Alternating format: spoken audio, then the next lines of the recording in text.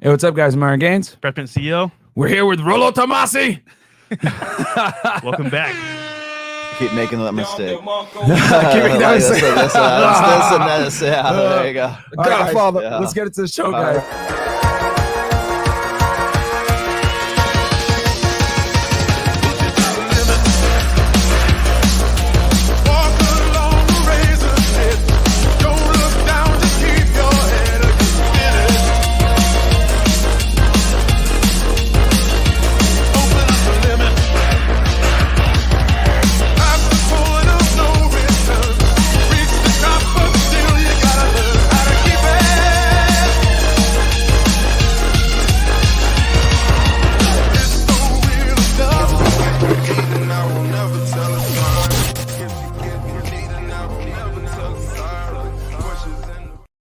Hey, what's up, guys? Welcome to FreshandFit Podcast. We're here with Rollo Tomassi.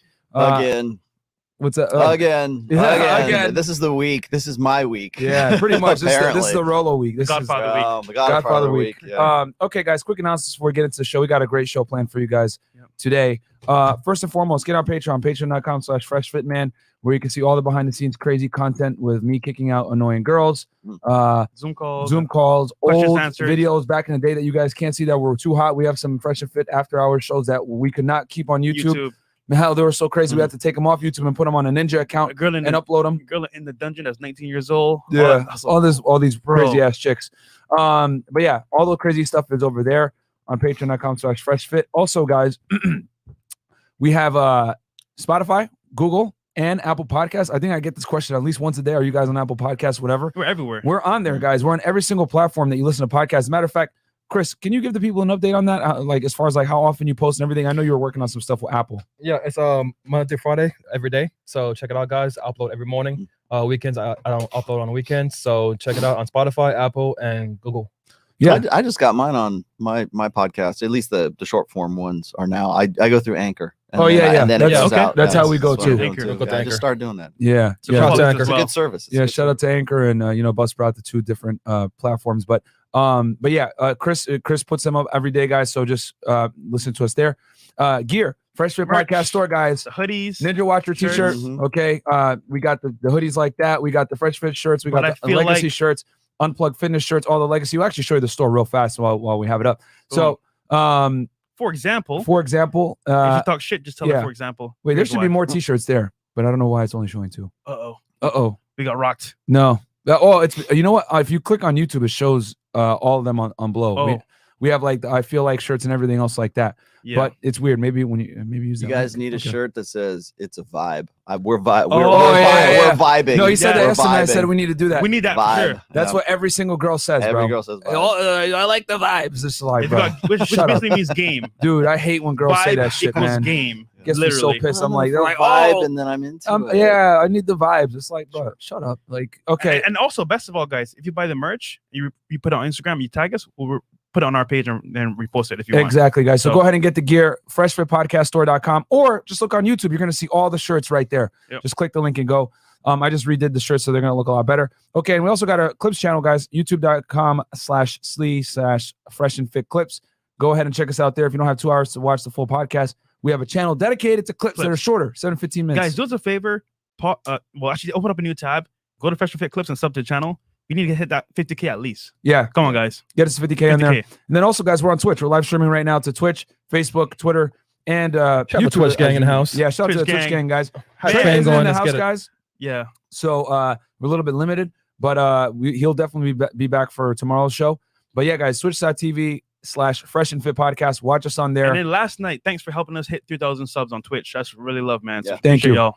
And then DMs on Demand coming back out July 1st, guys. Get on the wait list. The link is below, so you guys can get on that wait list, and we will launch it. We're going to have 3 Zoom calls after the course launches, where we teach you guys, because we have like 20 plus modules in there to teach you everything you need to know about Instagram, how to get girls out of business network, how to basically get whatever you need out of it, run ads to get girls. No one else teaching you guys that stuff, hashtags, all this shit. And if you want, we did a video, Smash or Pass Instagram edition, where the girls were in the studio and they said, okay, is a page good or bad? Did they respond to it or did they smash or pass? Very good video to dissect how your page should be. And that's just like a taste of what you can get inside the course. And then subscribe to Fresh's vlog channel, guys. YouTube.com/c/FreshPrinceCEO. That's his vlog channel where you guys get to see behind the scenes stuff of his lifestyle, us, everything else. If you want to see more stuff behind the scenes of how the show's done and everything else like that, and see how we don't cap to you guys, we tell you're working all the time. Yo, you'll see. We got somebody in the studio right now. He's saying like behind the scenes, man. Shout out to our man. He's on Patreon as well. Shout out to him. Okay, so super chats real quick, and we'll get into the show. So number one, Edgar Santana, $5 FreshandFit going mainstream soon. Just wait on it. Yeah,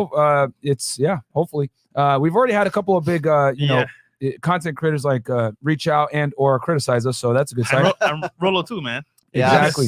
Yes. Mexican Iron Man, $20. Thank you for doing the important work, which, if and when successful, will save men, family, society, and truthfully save women from themselves. Thank all three of you. Thank you so much. Thank you. And then we got Samishi, $5. Pleasure to meet everyone there once again. Yeah. Thanks again for all you do. FreshandFit, Chris, Trey, and Rollo. Yeah, shout out to you, Samishi. We got to meet you in person. Thank you so much for doing all those Red faded chick. Red faded chick. I'm back. Guys, you guys were funny as hell yesterday, dude. Stupid. Bro, Funny. when they made that Federal Bureau of Investigation, they said, hey, make sure that you have the coffee ready. We like cream. We'll be there tomorrow morning. That's hilarious. She's like, I work from home.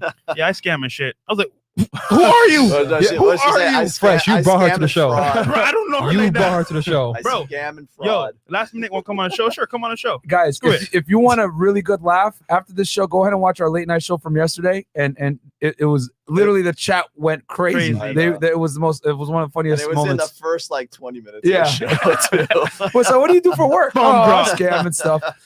Jonice, PPP. Janice Green, $5. Love your podcast. Congrats on your success. Previous aircraft mechanic and welder, now a stay-at-home mom. Oh. Best decision. If you need a real woman on there, hit me up. Thank you so much. I Come appreciate through. that. Come through. Yeah, I appreciate that.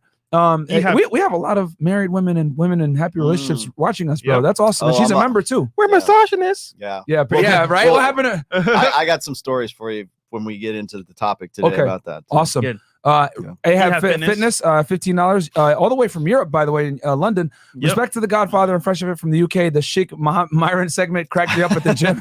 You gents are very creative. Keep it coming. Hey, bro. I had no idea what's going on. Like, I'm why surprised is Myron I on the thought cloth? we were about to be bombed. It's like Sharif. Yeah, I got that on the side. I didn't tell anyone. Infovator, $10. RP going mainstream might not be great because the message will certainly not be correct. Yes, no, we'll talk about that.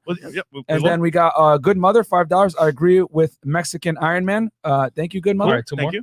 And then finally, Thorano, $10. I love y'all, man. I feel like we all bros here. LOL. I'm already dangerous, but y'all making me a damn demon now. Shout out to Rollo and the Godfather as well. Thank you so much. Man, not mean. SMH, man.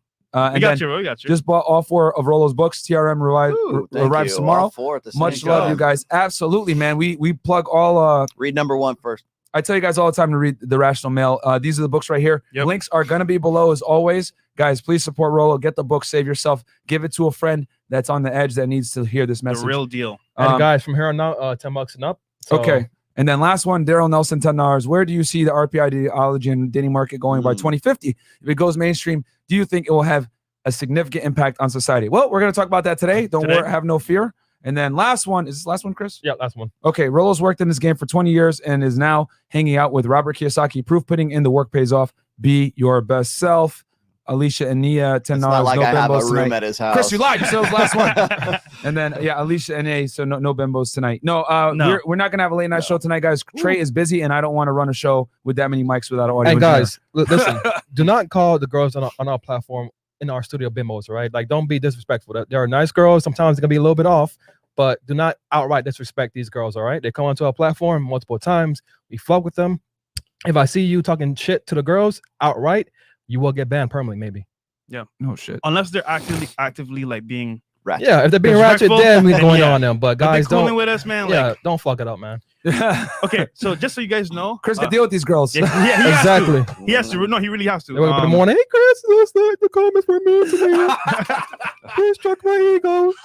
They hurt my feelings. Look, it's a screenshot. I'm like, bro, really? They call me a 304. They called me a 3 or 4, What's up, 304, Chris? but you suck 3 dicks. Oh man, yo, okay, but we are gonna be leaving here on the 20th to go to LA, and 21st we're gonna go on No Jumper. So there's no shows that week. Yeah, guys. We're going to be in Los Angeles next week, so we're not going to be doing many shows. We're going to be collabing with some of the LA talent out there. We're going to collab with Mike Rashid and our boy Mr. Organic, good friend of ours. 3 of them. 3 of them. 3 of them. Go subscribe to his YouTube channel as well, and Mike Rashid. And Also, we're going to be on No Jumper. Guys, real so. quick, go spam Cool Kicks LA because we're gonna pass. We might go. We might go there as well, but I feel like it will be a good collab with them, you know. So Cool Kicks LA will be pretty good. Cool. All right. So man, Rollo. Hi. For those that don't know Who you are. Please tell For us who those you that are are living under a rock, can you please introduce yourself to the people? I am Rollo Tomassi. I am the author of actually 4 books of the Rational Male series. Of course, the one everybody knows is the first one, which is the Rational Male. Second one is Rational Male Preventive Medicine. One after that was Rational Male Positive Masculinity. And as you can see, number 4 here is Rational Male Religion.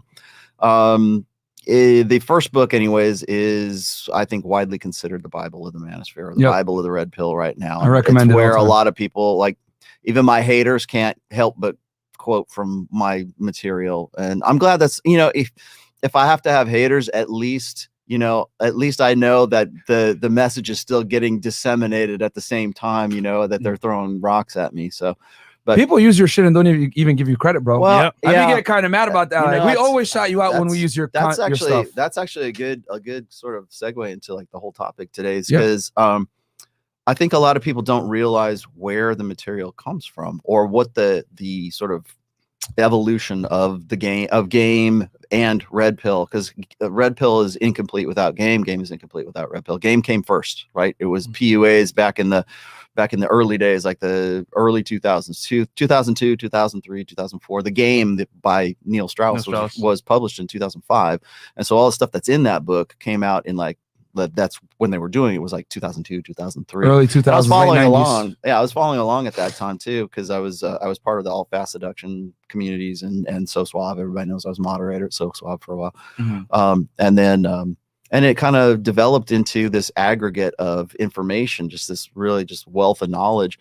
And I was like right there in the midst of it the whole time that was going on. And so we were having really good conversations on forums. And it's funny how the technology has changed. So it's like, we used to have, like, it used to be forums, like user groups, right? User like AOL, you know, that kind of stuff. You get together and this is what we're going to talk about in this forum. And we went from forums to blogs to like kind of social media was starting to pick up, Facebook and stuff like that. And then now we're here doing podcasts, video stuff. It was podcasts, actually, audio, I should say, was after that. And then you got into what we're doing right now.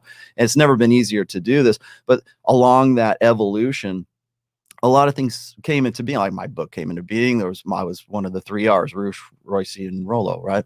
And now those 2 guys are gone. I'm still the one that's left here. And I think a lot of people don't realize where the material came from, and they don't think that they realize how it was developed, because we're looking at a new generation of guys who are coming into this material right now, and especially Generation Z is just getting into their early 20s. Yeah. And they're picking up on this, and they don't know where terms like alpha widow. I did a series. I've been doing a series of podcasts, kind of like Red Pill 101, so people can get an idea where all these came from.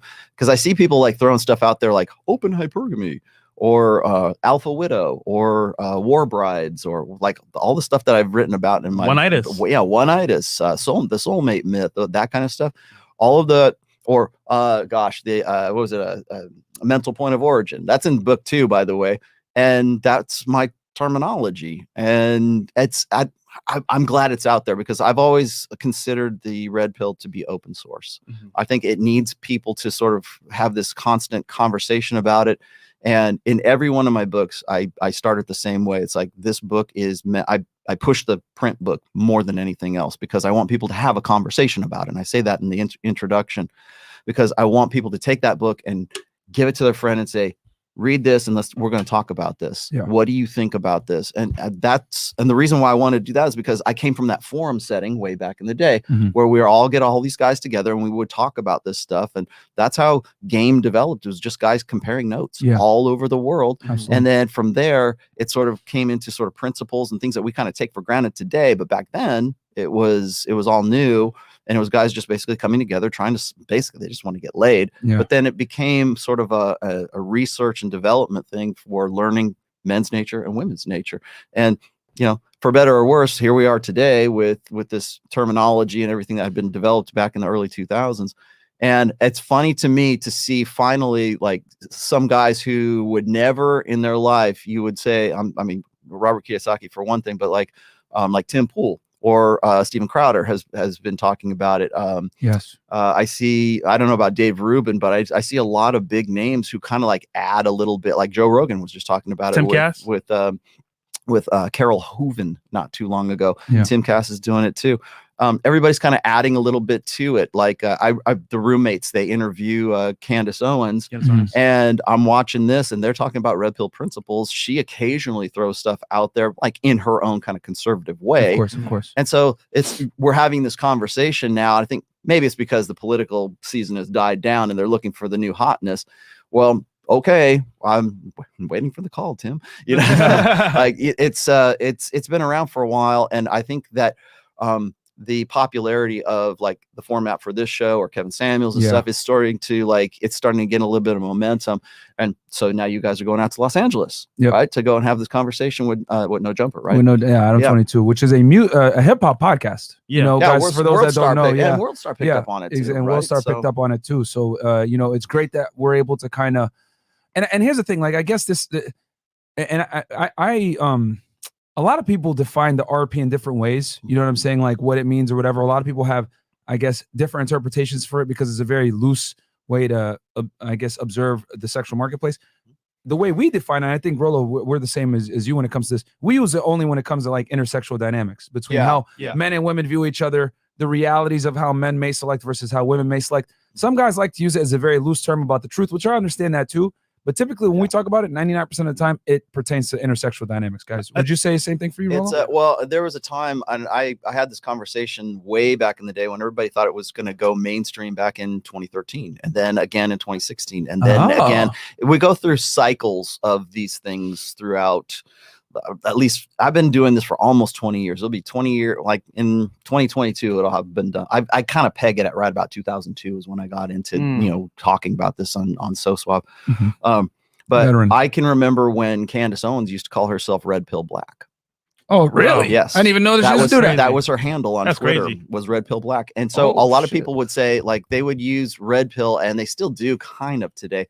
When they're talking about red pill, it's whatever their kind of pet terminology is for whatever ideology that they subscribe to. So if you're a conservative Republican or something, I got red pilled, right? Or I'm red pilled about crypto. I'm red pilled about, and they use it as a verb. And it loses meaning because what they do is they use that terminology as sort of a stamp of approval. It's like a pre-qualification that makes it kosher. It's a red pill, right? Yeah, it's true. It's like, and it could be any, and that's what kind of bugs me is like, it's always, I can actually show you the post on SoSwap where we first started using the terminology for red pill. And it was back in like 2003 or 2004. And we started referring to it as unplugging guys and what was blue pill and what was red pill. And that's where it started, was in the seduction communities way back in the day. And it, you know, it became, I think that's how most guys find it too.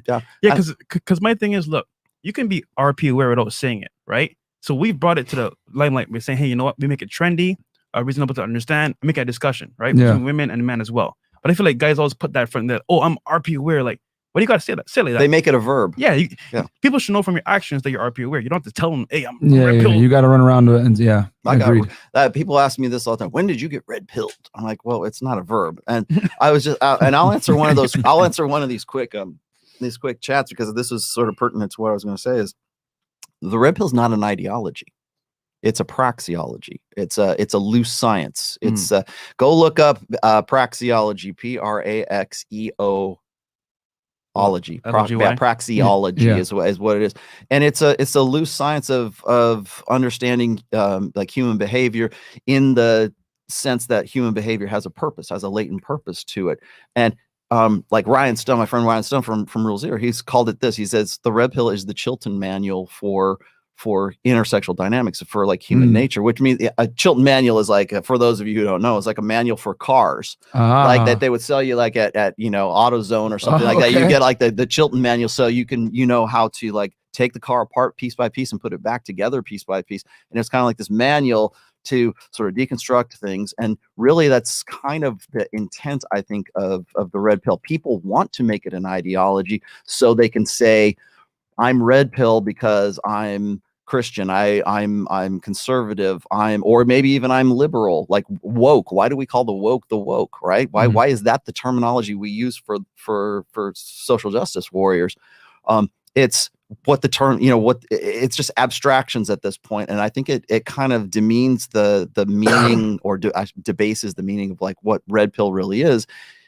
Intersexual dynamics. Yep. When I talk about the red pill, it's always about intersexual dynamics, and Agreed. it's always as I got this from God's side, by the way, is I have an obligation to objective truth, and that I think should be the fundamental guiding principle of the red pill when it comes to intersexual dynamics. Is that I joke around. I say, I just work here. I'm just the messenger. Don't kill the messenger. Yeah, I hold up exactly. the mirror. Yeah. You have to want to look into the mirror. Exactly. Mhm. And that's really where it should be, because once you start attaching ideology to the red pill, then people go, oh, that's just those crazy conservatives. it's That's your just opinion. those Christian guys. Yeah. That's just those, those Muslim guys. That's whatever that you're attaching red pill to, then suddenly it ceases to be about intersexual dynamics and it becomes a meaningless term.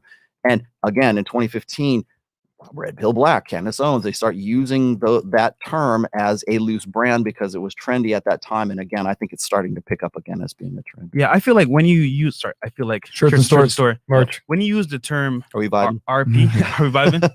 When you use the term RP, it has a negative connotation to it. Like, for example, if you use that word with certain groups, they're gonna say, "Oh, you know what? I don't want to hear anything you have to say." Yeah. But if you say let me dating, write you off. if you say dating, you say like, "Oh, you know what? I can talk about relationship advice." It's like, okay, let me hear what you got to say. So just that word alone has so much negative to it. It's like, Yeah, man. because if you Google it to this day, it's still considered like they'll say like, oh, it's a hate group towards women. You know what I'm saying? Does it get flagged? Or the manosphere. Does it get you flagged on? We try to stay away from it, but like I know the word manosphere. Like if you look up the definition, like they say it's like I don't know if it's part of the algorithm yet. Yeah, it might YouTube be. has that word as a flag. It's like you say RP. Yeah. Yeah. But I know. Maybe I should stop using that in my descriptions now. No, it's just it's definitely and it sucks because it's so loose that other people interpret it different ways. But on our podcast, when we talk about it, we typically use it to define intersexual dynamics because going back to what you're saying about it's called the Chilton Manual. Yeah, Chilton Manual. Chilton Manual for your cars, for use for old cars. I think that's a fantastic analogy because I've always said the RP basically shows you how the engine works. Right. You know what I'm saying? And that's the difference between men and women. Men need to know how the engine works. Women just want the car to run. You know what I'm saying? Like women don't. That's what we always say. Women don't care about your struggles. They hang out at the finish line and fuck the winners. Mm-hmm. That's true. They don't care how the engine works. They just want the car to run. So, but guys, as the ones that have to become, you have to figure out how this engine runs, get that engine running, and make sure your car's in the best shape that it can be, so you can get to that finish line. So, I think that's a fantastic analogy to use. It's using in my fourth book, I describe it this way: is like there's old order thinking, there's 20th century thinking, and we're now 21 years into the 21st century, and people hate new world order, but there's like the old order way of thinking, and there's a new order way of thinking, and you can apply that to religion or politics or sexual dynamic. I do sexual dynamics or even entrepreneurship and money. There's a lot of people who want to say, oh, crypto, screw that's crypto stuff. It's like, yeah, because you're thinking in terms of the 20th century and not the 21st century. Go to school. It's old order thinking versus new order thinking, and that applies, like I said, to so many different arenas of just like human beings, I guess. Okay. Yeah, we gotta adapt. Gotcha. So we'll hit some of these super chats and we'll hit the first topic. Are we okay? So we got Essence. Hey, my name is William. Shout out to Myron and Walter, and thanks for all you guys do. Rollo, what other book do you recommend I read other than your 4 books, which I own? 48 Laws of Power. There you go. And the way of the spirit, man. Robert Greene. Set Nation. Also pick up a copy of Bachelor Pad Economics from our friend Aaron Clary. Shout out to Aaron Clary, the grumpy old man. Set Nation, $20. Hi, fellas. Just want to let you know, female model client of mine that absolutely loves your channel. She's in Miami for a few weeks. Would love to be on the show if you guys are interested. And how would she get a hold of you? Chris, you want to take that one? Yeah. Send me a DM at Aaron C. Poxon. Link is below. Mods, can you put the link of my IG? AARONCPOGSON. Yep. On Instagram. Aaron C. Poxon on there. Chris handles all. Yeah, don't DM us. Don't send us no more DMs, bro. Yeah. Because the one last night, she was freaking crazy. And if you're a girl, make sure your praise unpirated and with photos of yourself. Yeah. Chris handles all logistics for setting people up for the show. So hit him up. He is the producer and talent coordinator. Yes. Okay, Andrew Walsh, $10. Obligatory rational male saved me from suicide back in 2015, but I slid back into BP tendencies recently. I'm working on it. I enjoy the show. Hey, Awesome, man, you're here with us now, so you won, my friend. There you go. Arctic Kick, shout out to him, bro. Shout out Down to Arctic Marco. Kicks, man. Down there in Atlanta. all the way from Atlanta. Myron, been watching some of the old content. Thank you so much. Inspiring me to get back in shape. About to start working out with personal trainer next week, and I've been reading The Rational Male, amazing book. Thank you so much, Arctic Kicks. Awesome. Yes, guys, I say it all the time. There's absolutely no excuse to be fat in 2021. Guys, we have a fitness playlist on this channel. No one looks at it because it's all the way at the bottom, and everyone wants to look at the after-hour shows and talk about girls. But go open the channel, click the playlist. We have a fitness playlist, guys. I talk about how to count your calories. All that crap is in there for free. Yep. Watch it. Okay, DJ Bubba, $10. Cool. And I put all the studies in there too, guys. Like that fitness stuff is like top Gold. tier. Orash, Canadian, $10. Rollo and Timcast would be one hell of a podcast. Not gonna lie, we're gonna talk about that in a second. Dan Demand 966. Rollo, your name has been brought up on Timcast. Would you ever debate Melanie Nodkins, and will you dissect the Timcast interview Melanie Nodkins on your channel? Rollo of all 4 books. We're gonna tackle that next. And then DJ Bumpa, $5. Just watched 4 episodes for the first time. Best 6 hours of my life. I sub on Twitch and donated $10 without a message on accident. So here's 5. Thank you so much. Thank you, brother. And then Good Mother. Godsad's book, The Parasitic Mind, How Infectious Ideas Are Killing Common Sense, exposes the universally indoctrinated feminist ideology that is destroying our society. Wow. Big fan. And yes, that is a woman, guys, by the way, that left that comment. Good mother. Good Mother. Stupid, $20 to $5. Keep it up. And I got you stupid because I know where that comes from. Stupid. Thank you. Rollo, what's your take on that? Because we've talked a lot. I guess let's preface it first, right? Yeah. So, guys, as you guys know or not, Tim Pool has a very popular YouTube channel called Timcast, where he live streams every night, 8 p.m. And it's good content. You guys should check it out. It's like they talk about contemporary things going on. It's basically a news channel. Whatever's trending in the news, they talk about. Yeah, it has a lot. They cover the news, politics, all this other stuff. And I would look at it like I think it's pretty good content. They live stream it. There's a bunch of people in there. They have like 30,000 plus people watching it live every day. That's impressive. Yeah. And he has people on there and they talk about what's going on. And recently, I've noticed, and me and Rollo talk offline as well as Walt, right? Anytime Timcast covers anything that's RP related, and he also had our boy Hotep Jesus on his channel as well. Yeah. And they talked about it a little bit. But in general, he's brought in some guys that had some RP thoughts. Who was it? With Jack Murphy? Jack Murphy is on there, and then the other guys that are the regulars on there, occasionally they'll throw things out there, and they're asking the right questions. Mike Cernovich? Mike Cernovich, there we go. Yeah. And both of them guys pretty much quoted stuff out of Rollo's book. Straight out. Would you call them grifters? I was listening real close because I've listened to the book on Audible and I've read it, and I'm like, oh, this sounds very familiar. Yeah. Well, again, it's like even my critics still can't help but use the material that's been in my books. That book was published in 2013, so you're looking at what, 8 years now? 8 years, yeah. So just to bring it back full circle, they've been talking about things. They've talked about how men are economically not attractive. They've talked about dating, how men struggle on Tinder. A lot of RP truths that we've been talking about on this side of the internet for a while, but it's coming on in the main light. You know what I mean? Because I would consider Timcast mainstream media at this point, because he gets more views than CNN sometimes, guys. A lot of views. Actually, the new media, if you look at it, is YouTube. Yeah. YouTube, Twitch. That's where people go to watch content now. Yeah. Not TV anymore. User created content. Exactly. Yeah. So Rollo, I guess to answer, because a bunch of people hit it in the chat, what's your take on, him covering this, this woman, Melanie, and everything else going on? I watched a couple of those things. I think they were just clips. He did I think it was on a Timcast. It was a live stream he was doing. And he brought her on there, and I was. Who is she? You know what? To this day, I think I don't know if she's like a doctorate or a psychologist or something like that. I'm not really 100% sure, but she was on there, and a lot of the stuff that I listened to when Tim was asking her questions about things, it was all very, let's just say it was gynocentric. Okay. It was all from a female perspective, but trying to be sympathetic to like the plight of guys today. Right. Again, the economically unattractive kind of stuff, and still trying to say, well, it's what's good for the goose is good for the gander. Right. Well, guys do it too.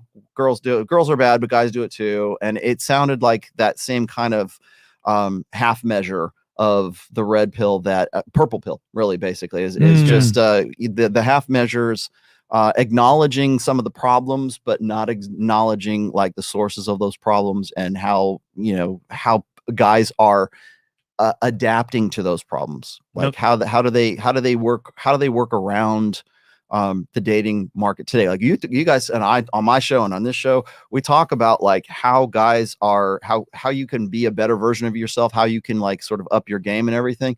that wouldn't even occur to her because it would seem like manipulation. It would seem like, oh, you're just, they don't even want to call it game. Like people hate the term game because it sounds like you're playing games. Stop playing games. I don't want a game player. Like they don't like the term game. Yeah. It's semantics, right? I mean, it's just they don't like the women pay a lot of terminology, attention to words used. They really, like when I said yesterday, you know, perfect example. I said women that are promiscuous lose their value with men, and the girl, you know, a shout out to Elle, she's cool, but she didn't like. Well, I wouldn't say that women lose their value. It's just that men might not necessarily appreciate you the same, and you're gonna open yourself up to other. And I had to say, like, no. Men are the consumers of female beauty. Men are the ones that put rings on it. Men are the one that, if for all intents and purposes, are the buyers when it comes to the sexual marketplace with women, when it comes to marriage, right? Yeah. When it comes to sex, women select. When it comes to relationships, men select. So therefore, you have to base your value on the market. The market dictates your value, not yourself. You know, what kind of delusional world are you in where you think you can dictate your own value? That it doesn't work that way. And it's funny because you said earlier, men used to be informers, right? And to talk about it all the time.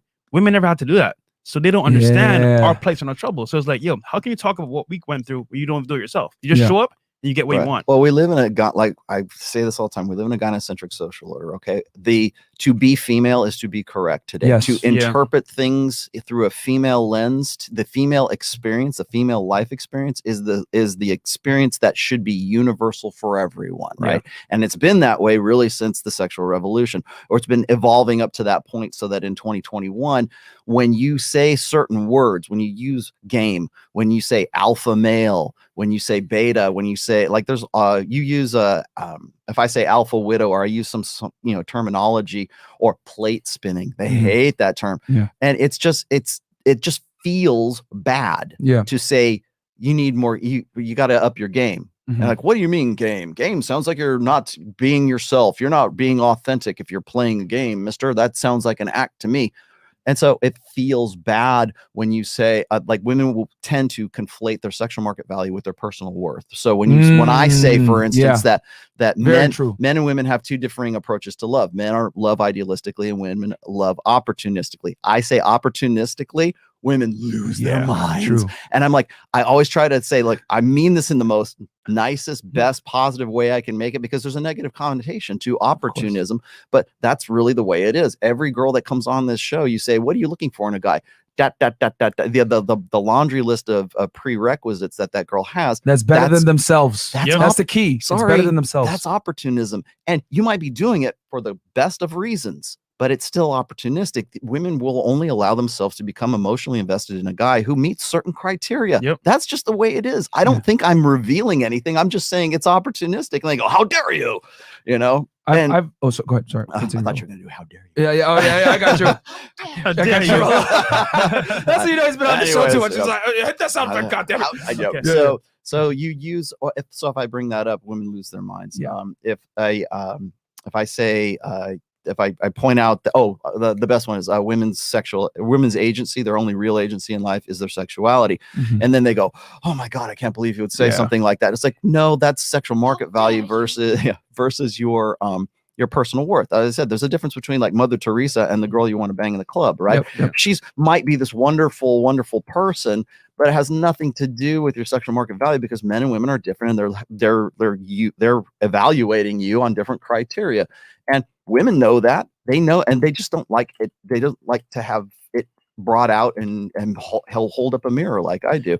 So when I say, you know, the first thing women do when they want attention in, you know, a Portland riot is to strip off their clothes, because that's the way that that's the way they express themselves, right? And that's the way it should be. And if I'm critical of that, then it's me being a man, right? And because being a man today is incorrect. Being a woman today is correct. So if you think like a man, then you should, to correct yourself, to become more perfected as a human being, you need to get closer to the feminine ideal rather than the masculine ideal in a gynocentric social order.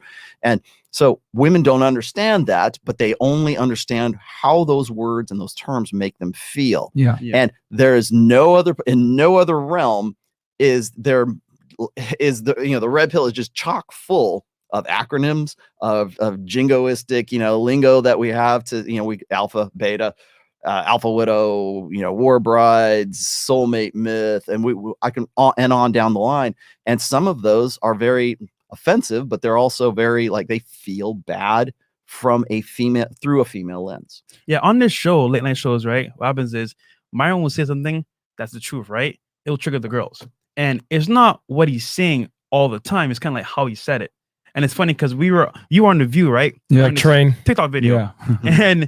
and basically he just said, hey, you know what? If a girl flakes on a date, punish bad behavior. But they didn't like how you said it. Yep. And this ties in perfectly what I want to show you guys right now. So we have a clip here with Rollo in full form giving that was a smooth transition. I like that. The RP truth to a woman around some very high profile people. You're gonna see it right here. We'll let you figure out who they are. Yeah, there you go. We shall not say any names.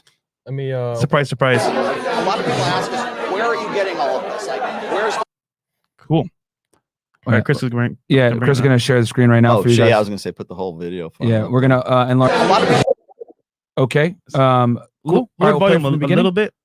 Just the volume a little bit. Because cool. There we go. All right. Should be good. All right, play. a lot of people ask us, where are you getting all of this? Like, where's your sources that you're citing? And so we dedicated an entire show on FreshandFit on Friday to just doing that, to just saying, here's where this data comes from. When we say this is what we mean. And so we're showing like all this empirical data, and we're showing like stats and infographics and everything to try to make it as like digestible and intelligible as possible. Because usually when he's got like 4 or 5 or 10 girls on there, it gets very emotional. And he's approaching the debate from a reasonable, rational perspective, and the girls have an emotional reaction to his rational, reasonable presentation. And so there's kind of this clash between how women communicate and how men communicate. And so anything that is sort of this unflattering truth about female nature ends up sounding like it's hate, right? It sounds like it's misogyny. You must hate women. It's like, no, I don't. I love women. That's why I'm giving. That's why I'm showing you this right now. That's why I'm giving this to you, so you have an understanding of where these guys are coming from. So she calls me. She calls me like at 4 in the morning. Why did you be watching video? That's funny. So tell the camera why you called me at 4 o'clock in the morning. Oh my God. Because I feel like it was very biased, and they did not give a fair shot to a woman does not make emotional decisions, who can actually think like a man and still remain feminine. But You should come on the show.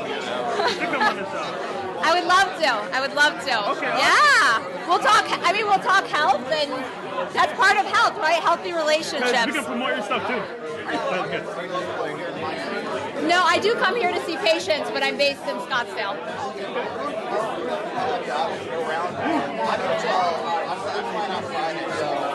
Okay. I actually have to. That's good. Cool. Yeah. I feel like there's always going to be a certain demographic. Like, how we. That's have you guys hilarious. ever done the topic? Have you guys ever? I don't know if I've seen this before. Have you guys ever done the topic of alpha females? We've mentioned that a couple times. Because a couple of girls had come on the show Said I'm a that were like female. entrepreneurs and said I'm an alpha female. Oh yeah, and I laugh and I say, Karen. I forgot. Yeah, high value woman. yeah, and I had a lot of controversy with that too. And we could talk about that too, because I want to clarify that. But just to go back on what Rollo said, because I didn't want to interrupt, because you made a fantastic point about they take the feeling of what I say and they just hang on to that. What I've noticed, and I've kind of already known this from prior to us doing these shows, but now it's been like, at this point, we've interviewed hundreds of girls. So I have a pretty good body of evidence to base this off of.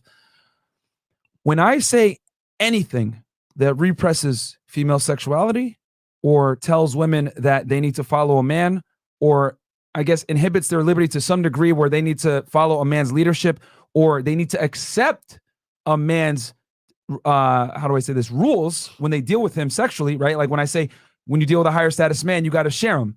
You know what I'm saying? And women almost give me like this knee-jerk reaction to say, no, you're wrong, or they don't like how I said it, or they say I'm misogynistic, or I'm toxic, or I have small dick energy, I'm insecure, whatever. But the thing I always tell them is, listen, no one's ever going to tell you this, because if they do, they'll get canceled, they'll be labeled a misogynist, and they're scared of losing their job, and or they're scared of not getting laid. Yep. So they're going to tell you comforting truths and comforting lies so that they can get laid. Because a lot of guys have figured out that women are emotional to some degree and you can't really speak your mind. This is why when you're in a barbershop, they say barbershop talk or locker room talk. That's just translation for men being honest with each other and not having to worry about social stigmas from women. So when I tell them these things, a lot of the time, it's probably if they didn't grow up with a brother or like a father or like cousins or something like that, males, sometimes it's the first time they've heard it. You know what I'm saying? So it's shocking to them because I always say it, women kind of live in a bizarre world, whereas men have to live in a fact-based reality. You know, there's a bunch of social conventions put out there to make women feel better about them being inadequate. If you're fat, it's okay. Love your curves, girl. If they're rude, oh, he's not strong enough to handle you. If she's jealous or crazy or whatever, it's okay. You're an Aquarius. Like we have all these different conventions to mitigate female responsibility and accountability. You know what I'm saying? And men don't really get that privilege. If you're a loser as a man, you smoke pot, live with your mom, and play video games all day, society's going to make fun of you, right? Your mom's going to clown you. And most importantly, you're not going to be able to reproduce because with men, to get sex, you actually have to work. So there's a consequence to you being a loser. But as a woman, if you're a loser, I can't tell you how many girls we brought on this podcast that do nothing but smoke weed and hang out and party, scam, but they go on boats, fraud and scam.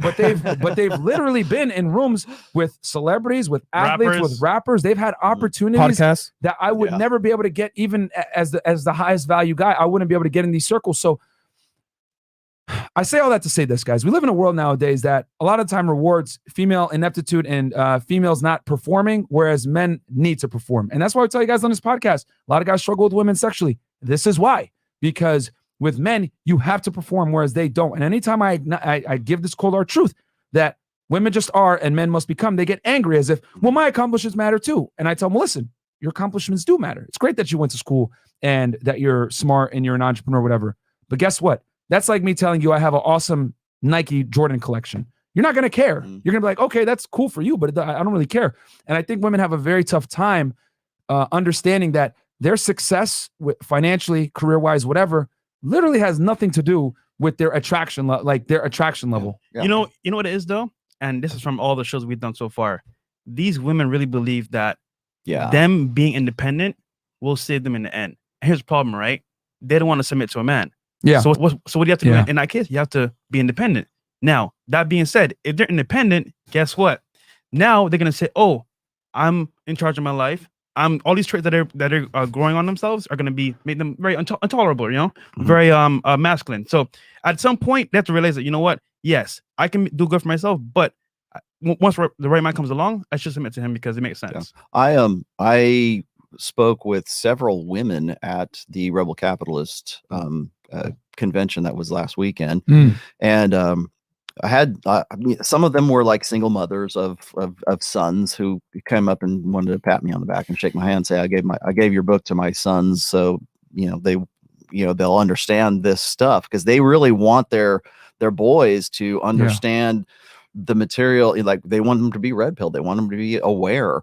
And I think what's funny is, like, when women have sons, I think they're a little bit more sensitive to this kind of material right now, because they're like, I don't want my son to end up with one of these crazy, over entitled. My mom is the one that taught me this mindset. People tell me all the time, Myron, who hurt you? And I'm like, no one hurt me. So where the hell did you get this? My mom. Yeah. She's the one that told me to think this way. I think, and like, we got Wolf Mother or whatever her name is in there. And she, mother. Yeah. And she she has the wolf. It's a good band, Wolf Mother. And by the way, she's a mod now. So. Oh, okay. Thank you. Thanks. Sorry. But I was just going to say is that, I met several women there who had a very similar story, which is, I'm an empowered woman. I make my own. They're there for economic reasons, right? I'm the prodigy of this society, or maybe a mentor who believed in the fempowerment narrative and built them up to be like, what they believe is an alpha female, which is basically an alpha male with a vagina, right?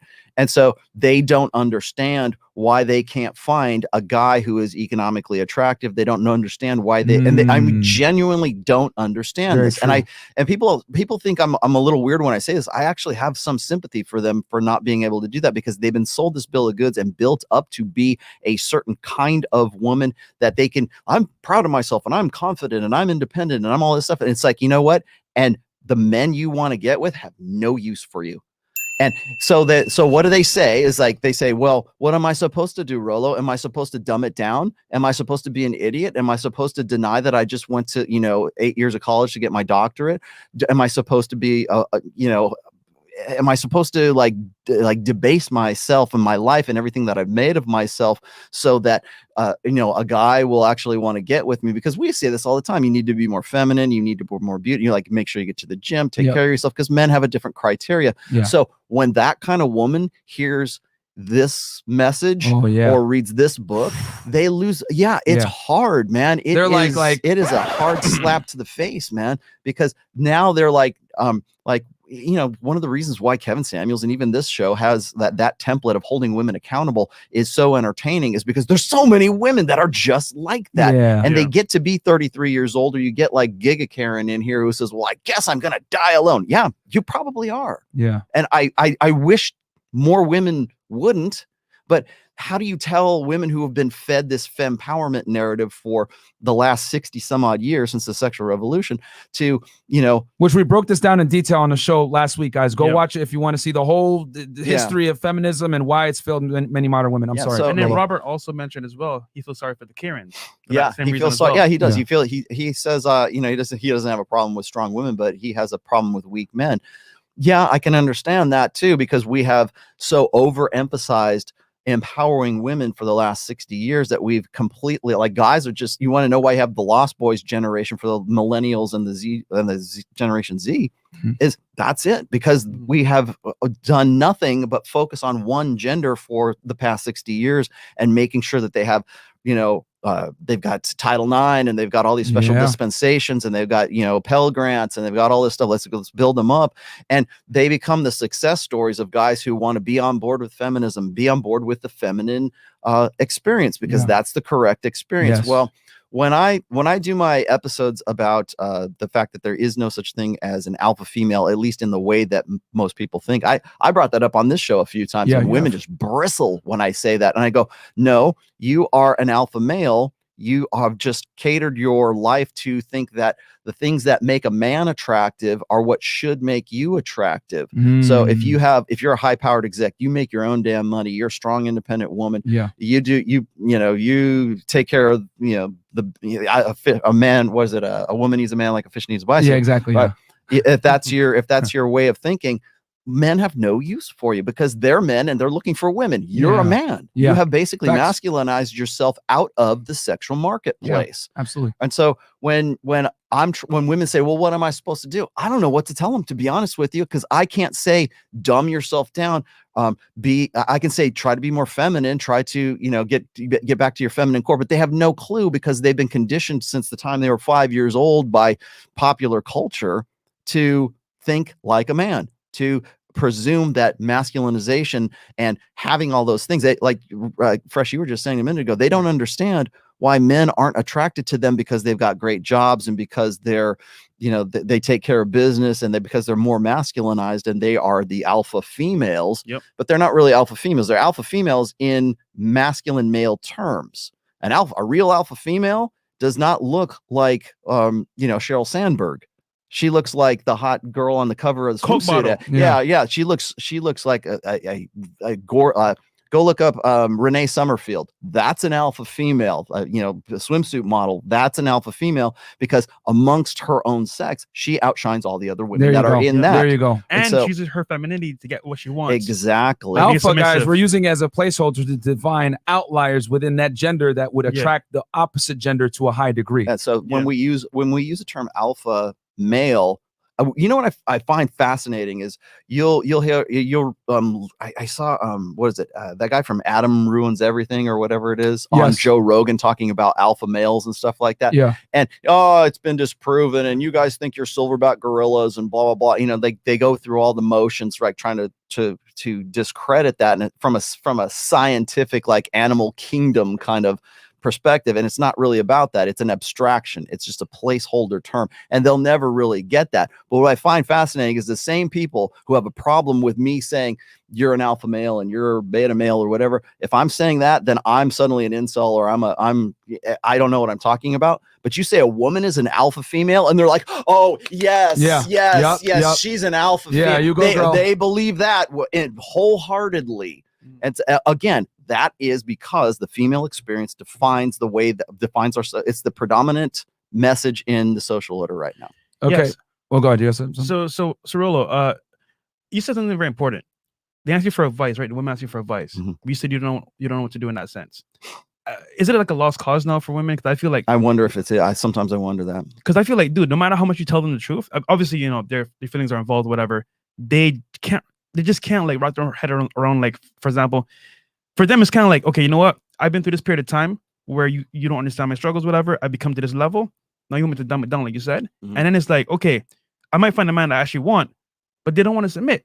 And because they're so, I would say, independent and so wealthy, so to speak, in their own right. I don't think they know how to submit. So there you go. I'll tell you this. Maybe that some of them, like the ones I was talking to, and you know who I'm talking about, they want to. They genuinely, because they want to get with a guy that they can have babies with, and they really still want to have the motherhood experience, but they also want to be alpha females too, right? And you don't get it both ways. And I think that this, like, certainly the last 2 generations, if not the last 4 generations of women who have been brought up on sort of militant feminism, which is now the gynocentric social order, I don't think that those generations of women know how. So I'll say this real quick, because when we bring women in, I don't know if, as you guys know on this podcast, I use analogies all the time to describe situations, because it's very difficult for women to understand the male experience. So I have to put it through their female lens. So one example I give all the time, when women say I'm alpha, or I'm strong and successful, or I'm independent, or whatever, insert, you know, modern day female rhetoric here. I tell them, okay, if I'm your type, and I come up to you in a nightclub, I'm tall, dark, handsome, I'm exactly what you like in a man, and I start talking to you like this, oh my God, your shoes are amazing, oh my God, I'd love to get you a bag, wow, would you like to go on a date? I asked the girls, would you go on a date with me? And each of them says, oh, no, I wouldn't. And I'm like, why? Well, because it's kind of a turnoff that you speak like a woman, and you're like, you're acting kind of, I don't know if you're straight or not. And then I say, exactly. That's how men feel when you walk around and act like you're a strong, independent woman, blah, blah, blah. Yeah. That same gut-turning feeling you had when I started to act like a woman and or gay, that's how men feel when you talk the way you do in a masculine voice or in a masculine tone or whatever. And then that's when they finally get it. But then like you see the logic hit them for a second, and then they're like, but still, like, yeah, and they still want to try to argue, but they can't, because I have to give them an example. Like, I need them to feel the pain first. Then I tell them that's how men feel when you do such and such activity, because it's very difficult for them to understand. And the other thing I want to say is, even when I use that analogy, what I figured out is this also from interviewing all these girls, is that the benefit of being a man is when you're born, that wall is in front of you, right? I mentioned this yesterday. When men are born with the wall in front of them and they have to climb it. Women get the privilege of not hitting the wall until several years later. And the problem is, you sometimes forget that wall is there. You know what I'm saying? You're going at 100 miles per hour, living that fast lifestyle, having your fun, doing whatever you want to do. And when you do hit that wall, it's like smack dab. You know, next thing you know, you're 35 years old. No man takes you seriously outside of sex, whatever it is. And they're like, where have all the good men gone, right? Like, as Coach always says in his sound effect. And the reason why is because the best part about being a man is that you understand there's a burden of performance from when you're a child. As a woman, you don't learn that until you might not learn it at all. Never. Unless you came from a good household where your father and your mother taught you, listen, go to school and become successful, but understand that if you want to get married, you're going to have to also be feminine and polite, only all these other things. And a lot of women lose that because no one tells them the truth about what it takes to lock down a man and keep a man. A lot of girls can get a guy, and they try to use that masculine burden of performance. Like, I can get a lot of guys. They're all giving me attention, but they don't understand that the woman's game is retaining the man. The man's game is attaining. Her job is retaining. And a lot of girls can't retain a guy because they act like dudes. And they think, like I said before, dudes are out here lying. Oh, it's okay. I like your career. I like strong, independent woman. All this fucking bullshit. No, they're just trying to get laid. They don't really care about your career. They don't like you at all. You're annoying. You're obnoxious. You're loud. You're crass. You act like a dude. He's just tolerating you until he gets sex. And then so many girls come on his podcast. Guys ghost me. I wonder why. And I tell them it's because you don't provide value outside of sex, and your career means nothing. Value added. You know what I'm saying? Is a foreign concept. I did an essay. I think it was in 2019. It was called, because people kept hitting on me. They say, you don't write anything for women. So I'm like, okay, fine. I'll do an essay for women. I titled it An Essay for Women.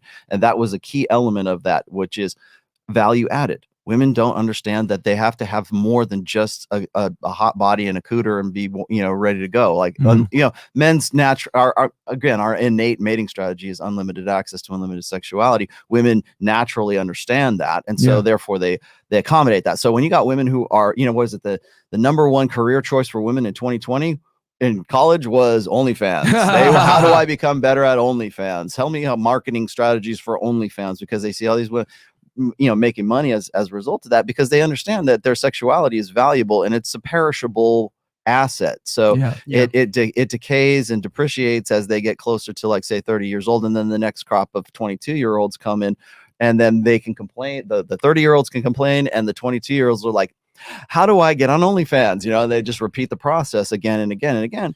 And they understand that in a value situation, that's where that. So what I see women like young women, the young women that come on here, like damn near everyone, like the other night was an OnlyFans girl, right? Or they're frauds and and scammers, but that's a career choice. Like, fraud and scammer is a career choice. But so you got women who think in those terms, and then you got women who are like power women, right? They're the ones with the shoulder pads in their power suits, and they're the alpha females, and they make more of themselves because they don't have the kind of sexual assets that, like, the girls who are on OnlyFans do. And so, there's that sort of conflict, but both of those girls are really bad prospects for guys to want to have a family with, even in the future. Once you get through the point where you're ready to maybe even have a long-term relationship, then throw in the fact that marriage is the worst decision a guy can make right now, and it is a very one-sided game in the sexual marketplace. And so you got these women who don't understand why it is they can't find the guy that they want to get with, because they built themselves into an ideal that men don't want to have anything to do with. And then you've got the other women who are on OnlyFans that those guys might want to have sex with, but they don't want to, like, start a family with those girls. And so now you've got two types of girls, and neither one of them actually has value added. So the girl who's an OnlyFans, she has no value added beyond her sexuality, beyond her cooter, right? Beyond showing her butt on Instagram or whatever. That's that one. So there's no value added there. Then there's the girl who's, she's kicking ass and taking names, and she wants to be the CEO of this company, and she's got, going to start her own business, and she's a alpha female. She has no value added because guys don't see her as a sexual person. You're another guy. Yeah. So there's no sexual value to that kind of woman. So you've got OnlyFans girl, and you've got, like, power woman, alpha female, and both of them don't have any kind of value added. And you can't tell them, this is what you need to do, because if you tell alpha female girl, you need to become more feminine, you need to be more, she's going to fight you, bro. She's going to fight you, because she's going to see that as sort of defeat for everything that she's built herself into. And then you've got the other girl who's alpha, who's on OnlyFans, and you ain't going to tell her shit either, because she's making, $50,000 a month just showing her ass. And she thinks the party's never going to end, and it will at some point end. And I hope, ladies, if you're on OnlyFans, I hope you're saving your money, because the chuck wagon's going to pull out at some point, and the next crop of girls is going to come in there, and they're going to replace you, because that's just the nature of the game. If you don't have value added in some way beyond just your sexuality, or just beyond your exclusive alpha femaleness, then you're going to lose. And you want to know why there's like Kevin Samuels is so good at, like, getting these girls and holding their feet to the fire. And these girls are like, oh, I guess I'll be lonely for forever. Why does that work? Because there's so many of them that are doing this, but also that they don't know what to do with themselves once they get to, like, how do you solve that problem? The girl who Kevin says, like, you're average at best. Okay. How do I not be average at best? How do I change myself to be more pleasing to men? Well, maybe by 34, it's maybe the game over. But, like, what if you're telling a girl who's 24, like, well, how do I become more pleasing to men so I don't end up 34 and average at best? How do I do that? Well, what's the solution? We don't have those solutions right now. We don't know what to tell women. We don't have a plan. And people say, well, they get what you deserve, right? Well, that's no way to start families. That's no way to increase, like the fertility rates are in the toilet, marriage rates, families are completely, shot right now. We're going to blame it on guys for leaving the family, whatever. We can blame it on all of the old order 20th century reasons, but we're in the 21st century, and those reasons are 21st century reasons. They're not 20th century reasons anymore. And so now we have to pull our heads out of our collective asses and stop blaming men and stop blaming women and look and see what's going on in here and say, you know what? We went the wrong way. We need to find some, and maybe that's a generational thing. Maybe we have to wait till whatever generation comes after Z and teach our children to be something more than just an OnlyFans chick or alpha female girl or a lost boy. I'll say this real quick, man. Like, because you said something there, and I just want to add to that. Women's ears don't open until their options start to close. Yeah. I'm going to say that again. Yeah. Women's ears don't start to open until their options start to close. And the problem is that when their options start to close, it's literally 2 a.m. at the bar and the lights have come on and you're scrambling to find the fucking person to leave the bar with at night. That's what's going on right now. So many women hit their 30s, whatever it is, right? They're no longer at their peak. They might have had a kid or two, made some bad reproductive choices. They're calling in a Kevin show. How do I land a 6-figure man? I want a high value man. That train has passed. And they're not open. And even then they're still fighting with Kevin on the air. They're still fighting with us or whatever, but at least now they can ask the question and even entertain an answer. But at that point, most of the time they're too far gone. And the other problem, which you were saying, 24 years old, she ain't trying to hear shit. Her options are still all over the place. Yeah. So she's like, I don't care what y'all niggas think. I make crazy money. We had a girl that was making money on OnlyFans. Hafiz was trying to literally talk to her like, listen, you gotta, because she said, I got a money tree. And he was like, yo, OnlyFans isn't going to last forever. What are you going to do when you get older and you can no longer post pictures of your body and make money from it? And she's like, I got an eternal money tree. So when they're young, they don't want to hear shit because their options are still open. But when they're old, they don't necessarily have the sexual market value to get what they want. So it's almost like a catch-22 for them. Sorry, Fresh. Yo, real talk. No one talks about this. What about all the guys that were viable options that they missed? And what about all the guys that chose those girls that didn't see them for who they were? So you're right. There's both parties here at play. Men and women need to come together and realize, hey, you know what? I need to choose better. I need to be a better woman for my man and submit. But at the same time, it's a character flaw. Because think about this, right? Like you said before, value add. Most women don't have character. They literally just do OnlyFans, make money, or they focus on their career so they don't submit to a man and they're independent. These two extremes, where's the middle ground? So at some point, like you said, men need to come together and say, hey, you know what?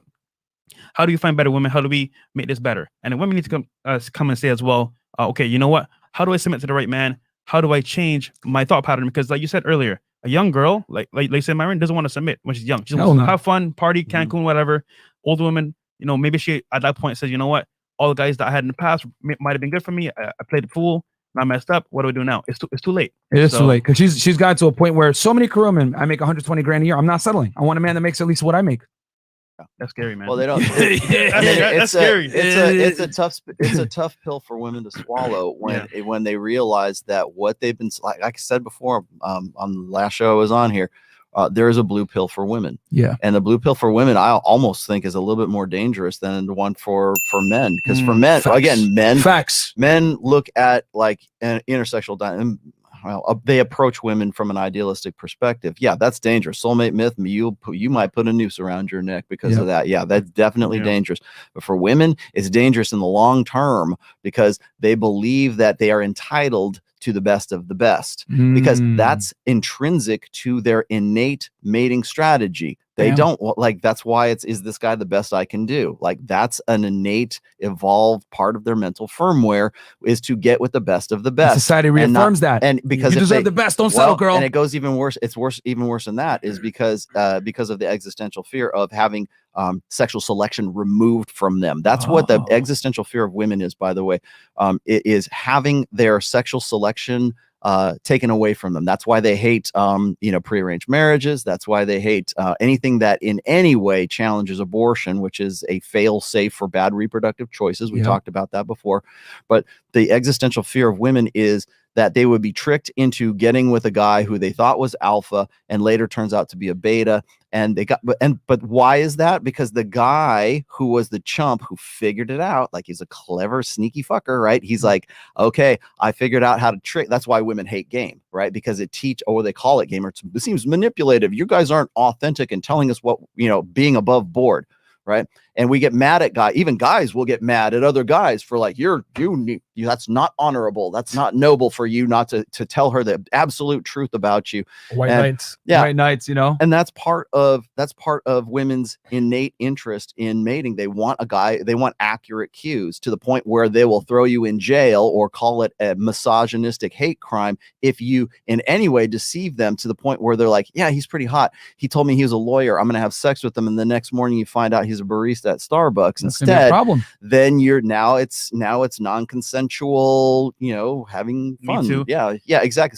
So those, and Me Too is a fail-safe. Yeah. It's a fail-safe for bad reproductive choices, or getting into a position where those reproductive choices could have happened. And Rollo, remember we were in the car talking about range talk? We talked about the girl that had a sugar daddy and a boyfriend. Yeah. So like you said earlier, Cognitive dissonance. Hey, I have a boyfriend. He has my emotional needs down packed. But I have a sugar daddy that pays all the bills. Yeah. So One of them is going to work out eventually. Exactly. Yeah. So Right? they play the game as long as they can. But here's the problem though: the wall at some point hits them. Yeah. And So, they have to, then they have a time limit, right? That there's a sense of urgency because they have to do that while they can still stay in the sexual marketplace and compete with their sisters who are always going to be 22 years old as they get older and older and older. Mhm. And so, like I was going to say is that the existential fear of women is to have their sexual selectivity taken away from them. That's why forced copulation is so grape, guys. Grape, for those of you wondering. Such a bad word. Even or not, anything that would in any way make consent something that women don't have 100% control over. That goes back to the existential fear of women. When we legislate abortion, the reason why women say, you guys are men, you guys have penises, you don't have a say at the table here. We have uteruses and it's only about us and we're going to pro-choice, my body, myself. Well, unfortunately, as women will let you know, it takes two to make a baby. I got a huge debate over this. Yeah, it takes two to make a baby, but I don't have a seat at the table when the baby's made. I don't have a seat at the table to have anything to do with abortion or anything to do with even reproductive rights for men. I can't sit at the table because the narrative is already driven by women. And so again, that's a product of the gynocentric social order, but the underlying principle, the latent purpose of that is because women want to find some kind of insurance policy against never having to confront the existential fear, which is having their mating strategy and having their sexual selection taken away from them. That's why they don't want daddy to tell them who to marry. Yep. That's why they don't want anyone to tell them who to marry. Yep. Where there's supposed to be some divine magical gift that women have, feminine intuition by the goddess in heaven that gives them this magical understanding of how to figure out who the best guy is and who's not the best guy. And you know what? They're failing miserably at that. And I can prove that with divorce rates. And that's also why marriage rates too. They don't want to give up social media. They don't want to give up, going out with friends because guess what? The guy that they want. And you know why? Whenever you say, will you give up your Instagram for that guy? You know what you're saying? Yeah. I need you to give up your control over your sexual selection process because you're choosing me. Yep. That's why. Because women have a problem with that. The hypergamous doubt is he the best I can do? And that is always going to be persistent, and it is in any other era, it has never been so intense as now, where we have OnlyFans and TikTok. And this guy was just saying a minute ago, is like OnlyFans and TikTok has ruined society. Yeah, well, it's human nature has ruined society. We've just facilitated women's nature and given them carte blanche and complete no accountability.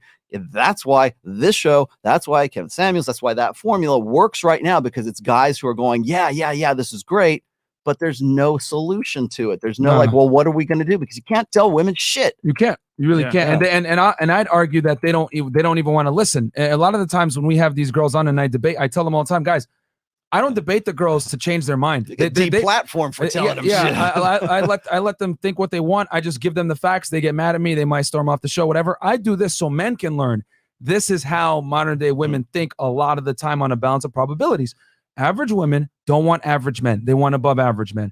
Women want a guy that's better than them in every single facet, and they want you to make at least as much money than them, if not more significantly. Not only that, she's going to get mad at you if you use the term submissive or you say, I need you to cook and clean or anything like that. A lot of modern day women, quite frankly, want a traditional man while absolving themselves of being traditional wives and or girlfriends. Old order thinking versus new order thinking. Exactly. They don't want to give up their Instagrams. They don't want to give up their ability to, how do I say this, market themselves to other men. And I just show this to guys like, listen, this is the landscape. You guys decide how you want to navigate it, but you need to navigate it with your eyes wide open. Because if you're going to go around here thinking that girls are sugar and spice and everything nice, you're going to get played. Yep. You know what I'm saying? You're just going to get played. We live in a globalized sexual marketplace now where women have more options than ever before. And here's other big thing that guys got to understand too. We used to have institutions set in place to protect women from themselves and also to protect men from themselves. We used to have religion. We used to have social norms that would shame, social norms that would shame people, infidelity on both sides. You know, we used to have punishment for exercise for bad behavior, adultery, and exercising. Exactly. We used to have punishments for exercising sexual indiscrimination, right? But those conventions are gone. A lot of people nowadays are not religious. A lot of people nowadays, adhere to this more, I guess, woke ideology of sex and sexual liberation, whatever it is. I don't care. It is what it is. I just tell you guys the truth. We live in a deregulated sexual marketplace. A deregulated sexual marketplace means that there are no longer any buffers on female hypergamy. They choose who they want to fuck, and they're able to run their strategy in multiple ways.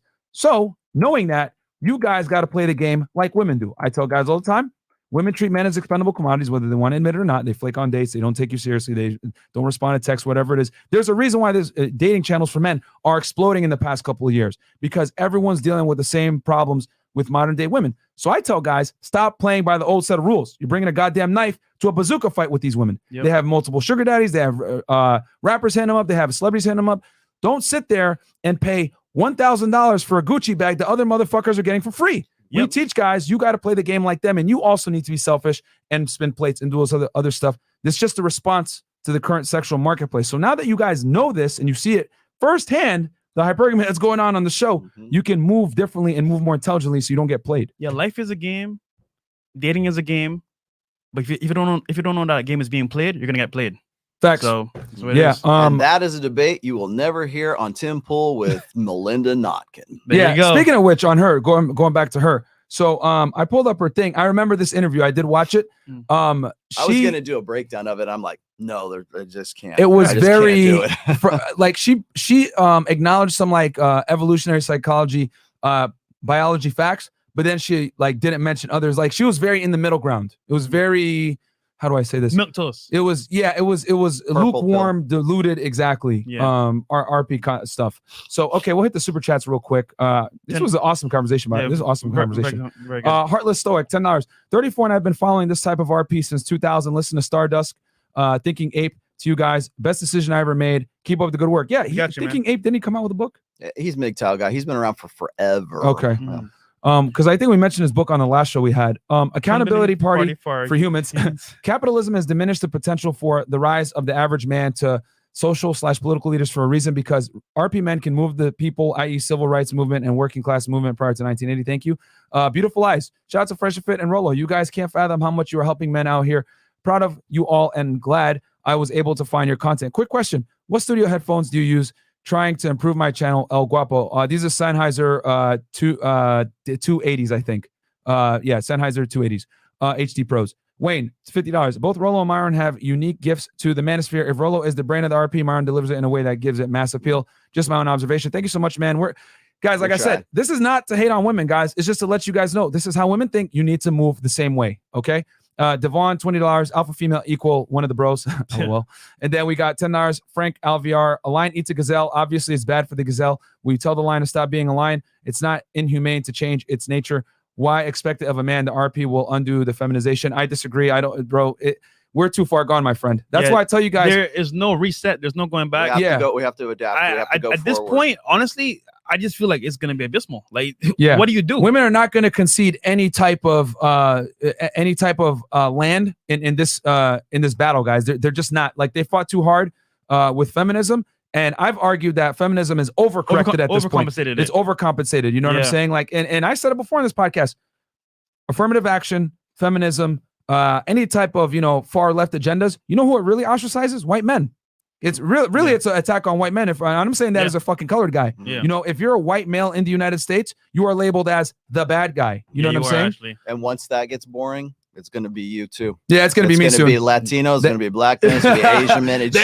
You have a penis, that's all that's going to matter. Sovereign monarch. White men are just the most obvious first target. Absolutely. Yeah. Absolutely. They're considered the bad guys. It's in our media. It's shown in the workplace. You know what I mean? As a minority or as a female, you have a far higher likelihood of being hired for a job, even if your merit isn't as good as the Caucasian person, in the favor of affirmative action and trying to diversify the workplace. As soon as you start using race and gender to qualify someone for a job and not meritocracy, that's when issues arise. And that's where we're going. Sovereign Monarch 1776. What is y'all advice for the Sigma males? All the alpha traits and leadership qualities without the desire to run a pack or conform to the social order, the lone wolf avenue. No, bro, get out there and be social. If you think you're a Sigma male, you're not. Yeah, just get out there and be social. You would just be. You wouldn't be asking that question. What about Sigma males? Sigma male, by the way, is you have to remember what sociosexual hierarchies are. That was a concept created by Vox Day way back in the foggy days of the manosphere. Sigma male was actually something that was, I think they wanted to throw that in there because they wanted like the James Dean kind of character. Remember I was telling you guys about the difference between like alpha males when it was like a Captain America versus Iron Man, right? And so those are two different alpha archetypes. Of those two, which one more closely aligns with the Sigma male thing? They're still both alpha males. It's just that one guy has a different character archetype than the other guy does. Right. One's pro-social, one's anti-social. Yeah, man. Guys, a lot of guys that ask me about the Sigma male thing, I'm just gonna keep it a stack with you. A lot of those guys are introverts and just want to they want to justify staying alone and not being social. Like me. Yeah, it's a cult. Guys, get out there and meet people. Putting a title in front of yourself and not being a real man is still not being a real man. So just at this point, look, you live life on your terms. Don't put a title in front of it. And do what you gotta do, Myron. I'm a Sigma male, and I can't understand why women aren't just knocking on my door. I'm sitting over here in the club by myself, just waiting for these women to come and look at this guy right here. Come on. If you want to get with ladies, you're gonna have to be social to some degree, my friends. Doug at $50 facts, but with women making 100K, think men will and should step their game up. Yeah, I mean, we tell you guys on this podcast to self-improve and make more money, get in the gym, and take care of yourself. But you do it for yourself so that you can walk away from women that don't respect you and piss you off. Actually, in this marketplace, if you're high value, you're actually winning because you have unlimited options without being committed. Yeah, like we like to look at the cup as half full. This is what feminism has done, guys. It's inadvertently given all the high value men the leverage in the sexual marketplace. Because when you leave women to their devices, what are they going to do? They're going to fuck the top 10% of men. I would argue nowadays that it's actually the top 10% of men smashing all the girls. Can I bring something up that's a lot like dovetails nicely into that? Because I think that like when let's see if how can I tactfully put this right? Like when you are talking to these girls and you're saying a high value man should cheat on. He has every right to cheat. Even Kevin Samuel says the same thing, right? You have a right to cheat. Exercising options. Yeah. And a lot of guys who get to a certain point in their lives, they get later on in life and they made their decisions as sort of like from a blue pill perspective, and then suddenly they read my book, or suddenly they become more red pill aware, and they have the regrets. And the regret most commonly is, oh my God, I'm actually a high value guy. I should have been able to have those chicks. I should have cheated on my wife. I should have sowed my wild oats before, because now I am a high value guy and I should have been able to do something like that. And they feel like they're making up for missing out, right? That's part of that phase of unplugging. It is it's part of the anger phase. Most people think that the guys those red pill guys, they're so angry. Well, that's part of unplugging for sure. Yeah. But it's not an anger at women. It's an anger at themselves for not having seen it sooner, for not having figured out all of the ins and outs. That, like when I present this, people go, I always knew this, but I couldn't put it into words. Well, once they know guys said that yesterday. Yeah. So once they know this, they look back on their lives and they go, damn, I'm actually like Tiger Woods, for example. If Tiger Woods okay, he's a good example, right? He's a guy who was like this nice, wholesome. He's the first black golf player who won 5 Masters, right? He's got this hot Swedish swimsuit model wife, and he's got kids and everything, and we just think of him as this nice, you know, very wholesome guy, and then suddenly you find him with like porn stars in Blue Martini, right down the street here, and suddenly Tiger Woods figures out he's actually Tiger Woods, and he has options, and he could actually have more than just one. As hot as she was, he can still have that. And now imagine this. Imagine you are this sort of blue pill guy. You play your cards, you find the girl that you think is going to, you know, you get married to this girl because that's your blue pill ideal. That's doing the right thing. This is what you should be doing. And then, so you get that, and then you build yourself up more and more and more. And then by the time you're 50, by the time you're 60 or whatever, you're like a multi-bazillionaire, and you go and you suddenly get a hold of this information and you go, yeah, damn, I'm actually Tiger Woods. I could have been doing all this stuff, but now that I am not that blue pill chump anymore, and I am actually a high value man who was at one point a blue pill chump, now you have those regrets. Now it's my life that could have been, and that's where you get those regrets. And it's I work with guys who are older men. I've done this for like 45 to 65 demographic for a while, and guys will say, you know, I wish I would have known this stuff back before I made that decision, before I made my money, before I had all this stuff, because then I wouldn't have gotten into a divorce and I wouldn't have lost half my stuff. But they built themselves. They actually maximized their potential, but they maximize their potential with blue pill thinking. Like it worked for them. Dangerous. Yes. And so when they realize, when suddenly they kind of puss out a little bit, or they lose the frame. That's the most common thing I get from guys. Is like, how do I get my wife to have sex with me? I lost the frame.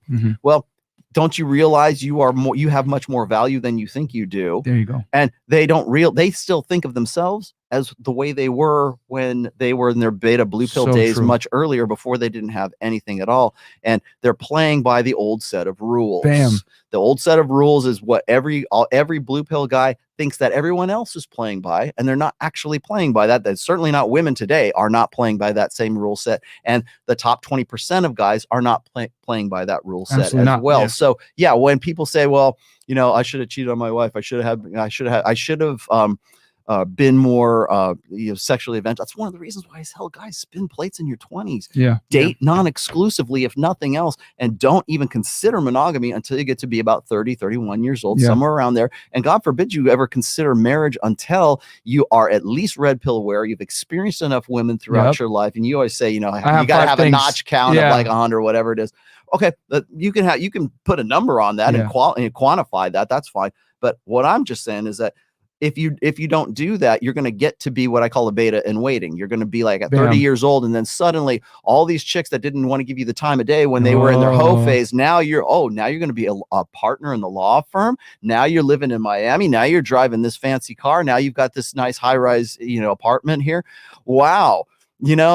I'm glad my journey of self-discovery is over now, because you certainly seem like you've got things going for you, mister, and you need to put a ring on this. It's 3 dates, and I'm going to do things the right way this time, because I've learned my lesson with all those jerks that I was having my fun with. And you get that guy who's still kind of blue pill, but he's becoming a high value guy. He's just a blue pill high value guy. Yep. That guy is the perfect mark. Today's women, the perfect mark. Yeah, you know what's funny? What? We actually are blessed. You know why? Because you know this already. Because we know this already, and we're younger. Yeah. Yes. We got RP pretty young, if you think about it. Yep. And you know what? A lot of guys. Yeah. I'm jealous of guys that are 16, 15 that are watching our content. Bro, they got an even better advantage. That's why when you say like high value men are, as I've said before, that what's characterized high value men throughout societies from time immemorial is three things: territory, resources that come from the territory, and women. And having a harem, like guarded by your eunuchs, right? You have your concubines. Maybe you have a main, maybe you have the queen, but you're still nailing the girls on the side because that's what a high value man does. He spreads his seed so that there's more of him in the future generations. That might sound very cruel, and it's not noble, and it's not honorable, and blah blah blah. We can talk about that and turn it into an ethical situation. And the reason we do is because there's this power dynamic between men and women, right? They want to have that exclusivity, whereas men, our best interests, like left to our own devices, is to unlimited access to unlimited sexuality, because that means there's more replications of us in the future generation. Again, I'm not debating the morality of it. I'm not this is not a judgment call. I just work here. Yeah. I'm just showing you the facts. Men want replication value, look for replication value. Women look for reproductive value. Yeah, And that's the difference. And I'll say this that's too. That's why they lose their mind whenever you say that. Exactly. Myron. And I just gotta also say this. Shout out to Stuttering Ninja with the 10 subs. Thank you so much, Sin for Rent. I appreciate that. So, because you made some fantastic points there, and I didn't want to interrupt. I wanted to make sure I put that out there because I think a lot of you say this all the time, and like I said, women they don't understand why you would say that. And I will tell you. Let me before you get to this, because I'm going to give you another point here. Is that sent like when Elle was here and she was talking about polyamory and everything? Yeah.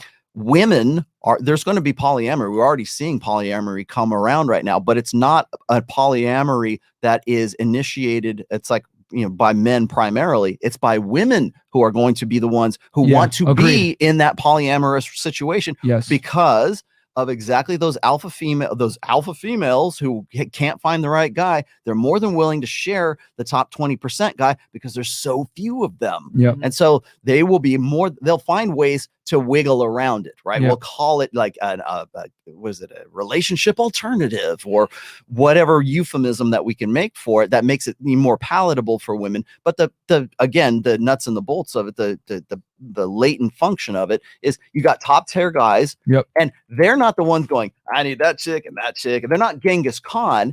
They just happen to be the guys in the right place at the right time who are the 20%ers who are maybe focusing on their mission and they're high value guys. And just naturally, because they're so like the guys who's the top 20% are so high above the guys who are the lower 20%, that's all the women are looking at right now because they think they got a shot at that guy at some point. They're willing to share that guy, just like powerful men throughout history were more than by hook or by crook, right? They were more than willing to, at least in some way, have an arrangement where they were sharing that one guy. It will be women who initiate the new polyamory. It will not be men. I'll take it a step further. Fantastic points. We live in a cult culture right now. Even she was mentioning it and Sterling was mentioning it.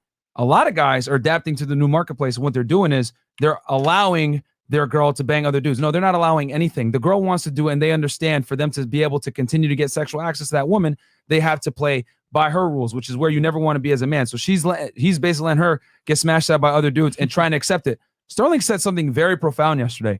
Even the guys say, I can accept it.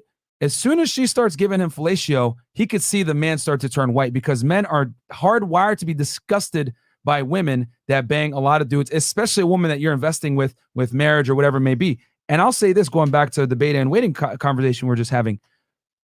Men chronically undervalue themselves while women simultaneously chronically overvalue themselves. Yep. Period. Because in today's day and age, women are put on a pedestal typically and told that they can do no wrong. So what happens is a lot of guys work their way, earn a lot of money, become successful. But you said in your book too, Rollo, and I quote it all the time. The most dangerous thing to a gynocentric social order is a man that understands his value and his worth. It's a threat. Because if a man understands his worth and value, now women can't manipulate him sexually. Yep. And if you can't manipulate a man sexually, you have no power as a woman. Make no mistake about it. Because it takes away her ability for sexual selection. Exactly. If you're aware, if your eyes are open, that is a direct threat to you being stupid, right? Exactly. For you being like unaware of the situation that you're in. Like I said, the perfect mark for a woman is a guy who's still stuck in his blue pill ways. He's unaware of the red pill. He's unaware of the game he's in. He's still playing by the rules that he thinks should be in effect because of religion or morality or social stigma or family or whatever. Yeah. And he's still kind of stuck in that. But he's made a lot for himself. He's built himself up. That's the perfect mark because he doesn't know his own value. A lot of slugs fall into that. And you know why guys go through a midlife crisis later on is because somewhere along the line they go, I'm Tiger Woods. What the hell am I doing here? You know why? And it's funny. The ultimate secret for guys is the abundance mindset. Once you have that, and you can get access to women, and it doesn't depend on one girl, one itis, you win. Yeah. Because most guys are, oh, you know what? This all I can ever settle for. This all I can ever get. But if you know for a fact, hey, you know what? I level up. I get fitness in order. Work on my money, my mindset. I can get any girl I want. Damn, like now I can actually go out there and get what I want. And here's the thing that guys got to understand with how women deal with men and how men deal with women.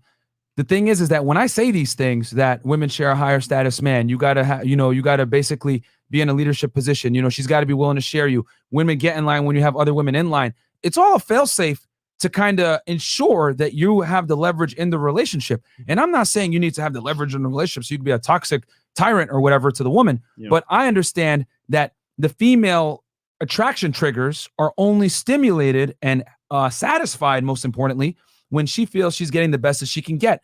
And nothing tells a woman that she's getting the best that she can get like other women telling her consistently, your guy's hot or he's having sex with other girls or whatever it may be. Because now, instead of looking at other guys and trying to put her hypergamy radar out to see the best option, she's going to be more focused on chasing your validation and being the top of your list.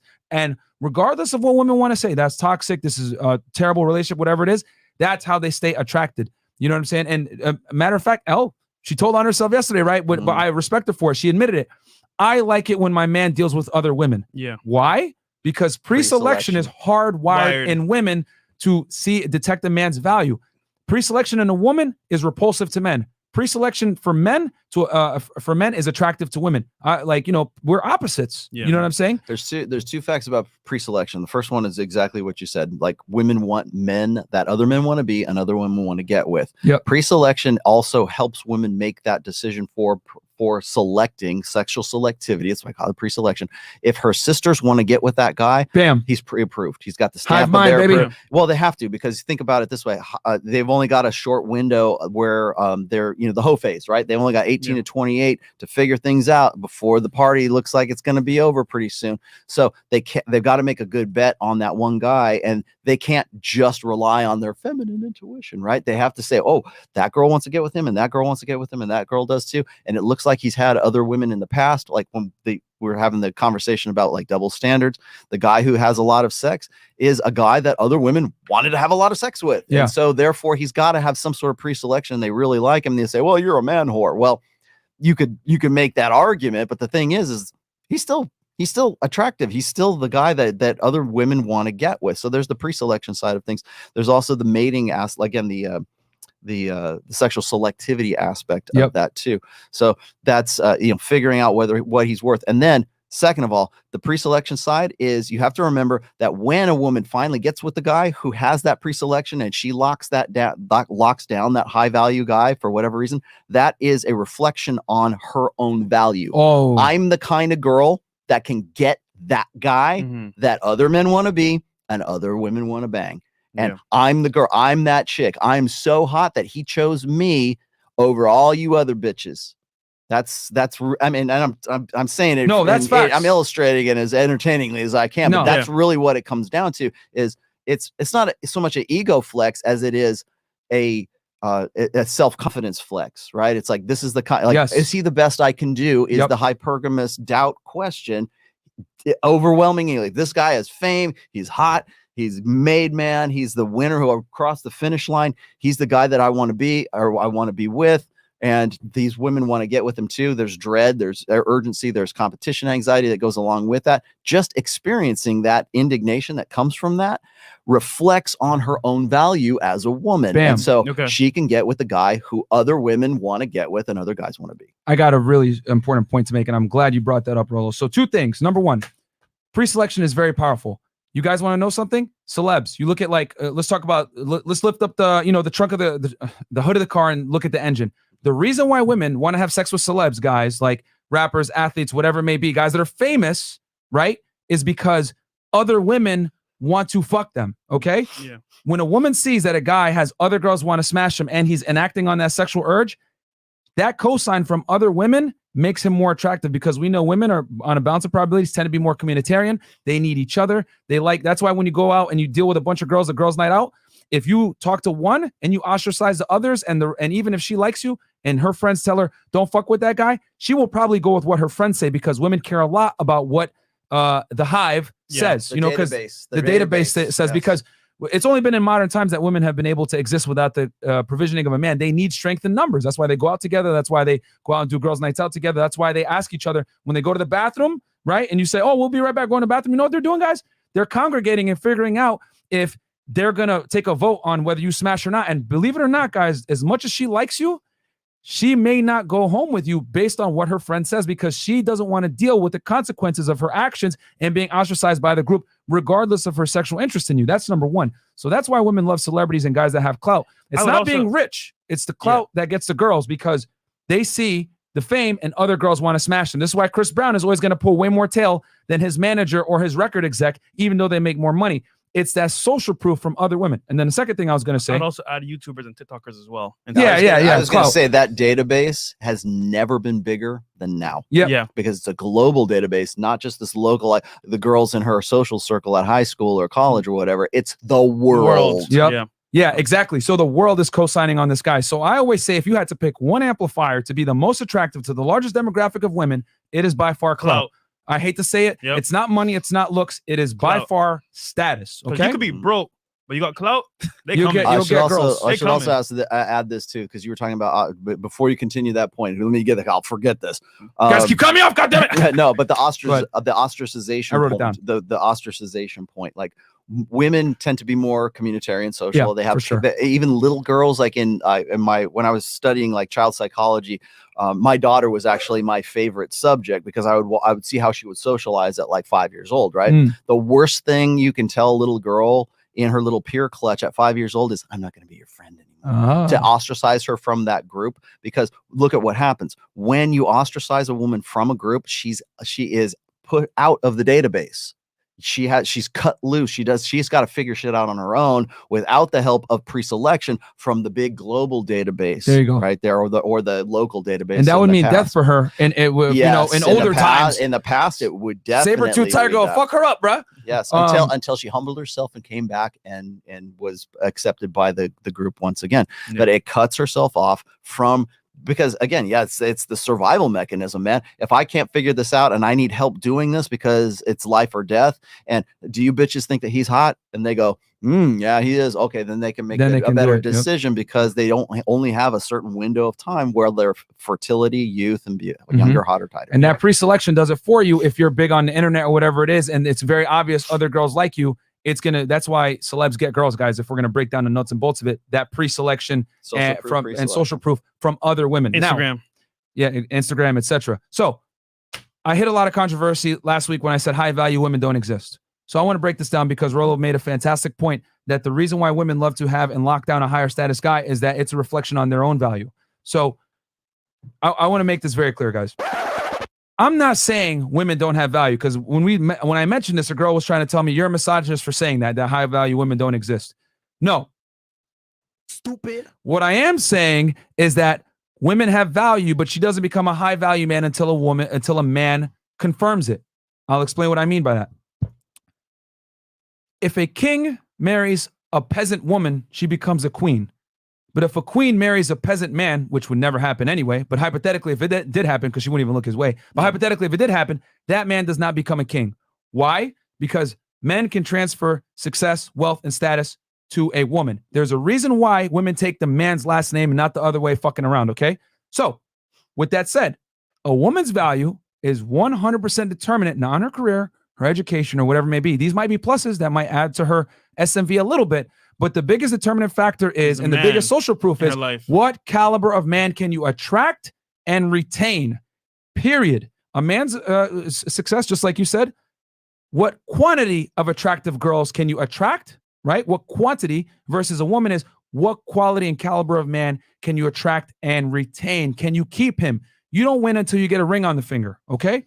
So I always say if a woman's able to lock down a high-value man and be his main girl, that is a high-value woman, because now she's essentially been knighted by a king, and now she's rose to the level of queen. The problem is this. Women don't like that metric when I say it, and they meet me with disdain, because when I say that, now what happens? There's a burden of performance on the woman, and now they can't sit there and have ambiguous terms like, I get proposed to all the time, or I have these guys in my DMs, or I have this guy hitting me up, or this guy asked me on a date. Because that's what women like to use when they say, I've been proposed to before. They like to use these metrics of potential success. No, baby girl, you win when you're able to lock down a guy and put a ring on it that you actually love, respect, and admire and want to be with. That's when a woman wins. The problem is that when you do that, guess what happens? There's a winner and there's a loser. And we live in a world where everyone gets a fucking participation trophy and no one wants to look at the reality. Yep. So I say my opinion, right? And you guys could agree, disagree, whatever it may be. A high value woman does not exist without a high value man co-signing her first. That does not mean that women don't have value. It just means that to be a high value woman, right? Which let's be honest here, is a status thing. You need to be able to lock down a high value guy. Just like not all men can be high value men, not all women can be high value women. Period. Can you lock down a high value guy? And he's got to co-sign on you, because a woman's game is keeping the man around. We can't have this ambiguous metrics of success for women to appease their egos. Well said.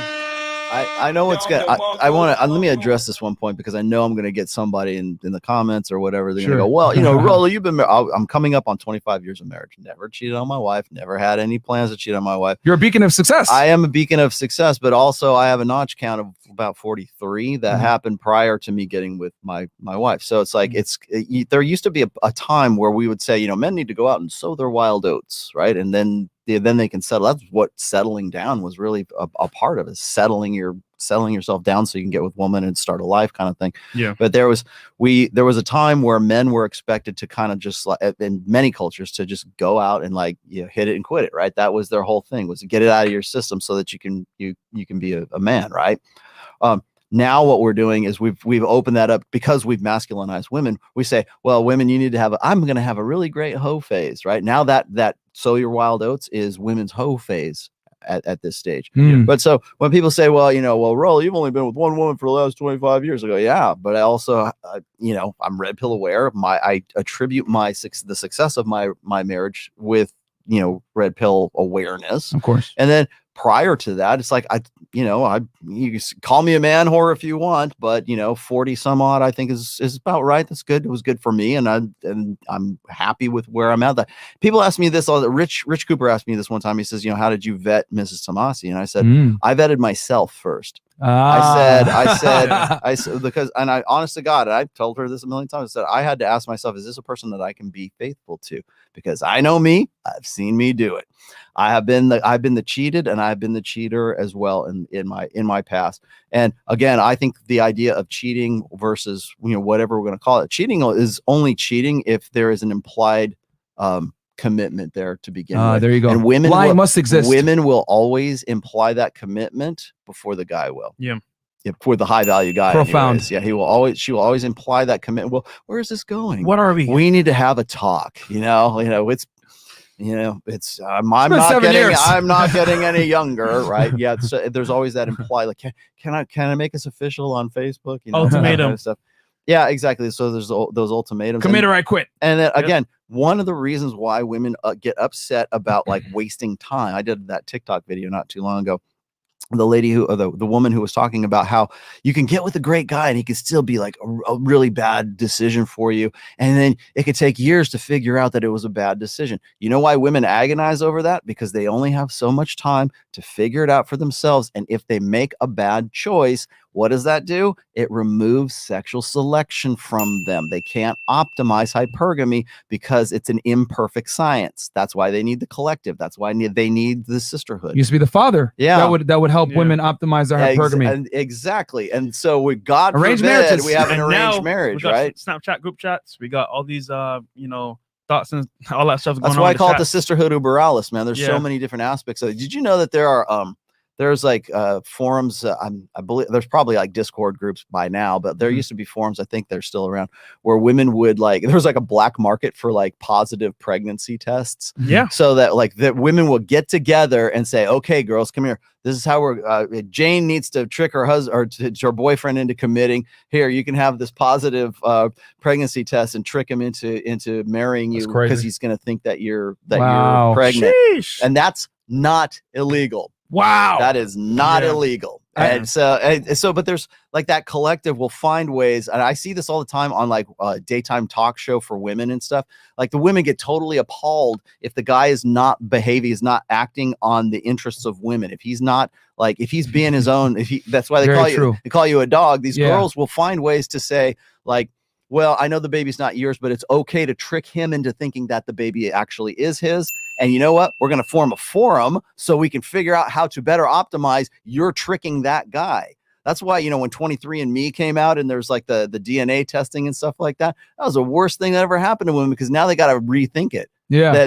Now they don't. women will, and I told you this when we were doing the Range range talks, is women will readily lie for one another if that lie will in some way lead to another girl in the sisterhood optimizing hypergamy. So if it's alpha seed and beta need, she ends up banging this guy who's like a really good, he's genetically, they really want to fuck him and they got pregnant by him, but he's not going to commit and he's a bad bet for the future. And she's still dating this other guy who would make a good dad.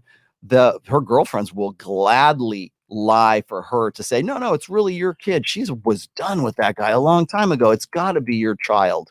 And make it, make him feel like the very fact that he's even questioning it makes him a bad person. And the modern convention of that is the Snapchat group chats, yeah, Instagram group chats, the text. The sisterhood will lie for each other, and only if the competition isn't between. Like, women will still compete. They still, they hate each other just as much as anything else. But when it comes to, like, if that woman is not in competition with her, she will gladly lie for it. And women, they don't even know. They don't even have any like affinity with or any friendship with. You're just part of the sisterhood. Don't worry about it. You go and do what you got to do. Yeah, I saw a chick the other day. She had a open chat, right? It was throat goats. That was the name of the chat. And one of her friends had took a trip to Cancun with this random guy. Her boyfriend was home, and she had to make up a lie saying, "Oh yeah, I went to go visit Sarah in New York." And it was like, yo, like you said, they cover for themselves all the time. So that's very true. Well, and then getting back to like the sexual selectivity, one of the reasons, and I've said this before, is one of the reasons women don't have any problem with cognitive dissonance is because if one of those two conflicting ideas that causes that cognitive dissonance will lead to optimizing hypergamy, whether it's the guy that she got with the hot guy in the foam cannon party and that's that hot alpha seed side of the thing, or it's the guy who needs to commit because he would be a good dad or whatever. Those are two conflicting ideals, but they'll more than willing to like resolve that cognitive dissonance between those two if one of those two options will lead to optimizing hypergamy. Right. Because it's their sexual selection. The sugar daddy versus having a boyfriend at home versus dealing with a Chad. Women's mating strategy is their life strategy. Mm-hmm. So guys, quick sponsor. Quick there you go. Transition. This episode is brought to you by TJ Hanley, our skincare sponsor. Guys, if you're tired of getting hypergamy thrown at you because you look like shit, make sure to if you don't want to be as black as me, make sure to go ahead and get on the skincare routine. All jokes aside, guys, I've been using TJ Hanley since 2018, and honestly, it's fantastic, guys. I've been using the level 3. It comes with a face wash. It comes with a scrub, right, which helps you get rid of that dead skin. Exfoliation is important. Then it comes with an eye cream because I have these dark Arab eyes. My parents are from Sudan. And then super serum, guys, which is good for anti-aging. That's how I don't have that many much wrinkles on my face. And then you get a moisturizer, PM and AM. The AM has SPF in it, so it keeps you protected from the sun. I think it's SPF 20 or 50. And Fresh, what's your take on this? Man, honestly, you guys know me. I don't cream like that. But I don't cream like that. I was using Tej. My feet, nigga. Anyway, I was using Tej, man. Like, honestly, it's easy to use, simple. I'm very like on simple steps, and they make it very simple for you. You just wake up in the morning, you get in the shower, use your daily wash. You got your soap as well. You got also your day and night creams. And honestly, man, like I've been using the product, and it really works because once again, I'll be out and about, and as you guys know on camera, I'm dark as hell. Yo, like, facts. me. I'm shining. It took 30 minutes till I was fresh. Yeah. At first, I'm back like, in the fresh. day. Back in the days. So close. Yeah, we have to do that every time I'm out here. We have to do that every time. So yeah, no, man, guys, it's great skincare stuff, man. I've been using it since 2018 myself personally, guys. So that's why it's so easy to talk about this thing. And the number one thing girls say on the show is hygiene. If you don't smell good, a lot of you guys are dirty. If your skin is like flaky and not well oiled, I'm telling you right now, girls will be like, ew. I don't want to touch me. Yeah. Guys, cleanliness matters, man. It just does. Stop being dirty niggas, bro. So, So since they're sponsoring this video, guys, click the link below. It's at the top of the description and/or the first comment.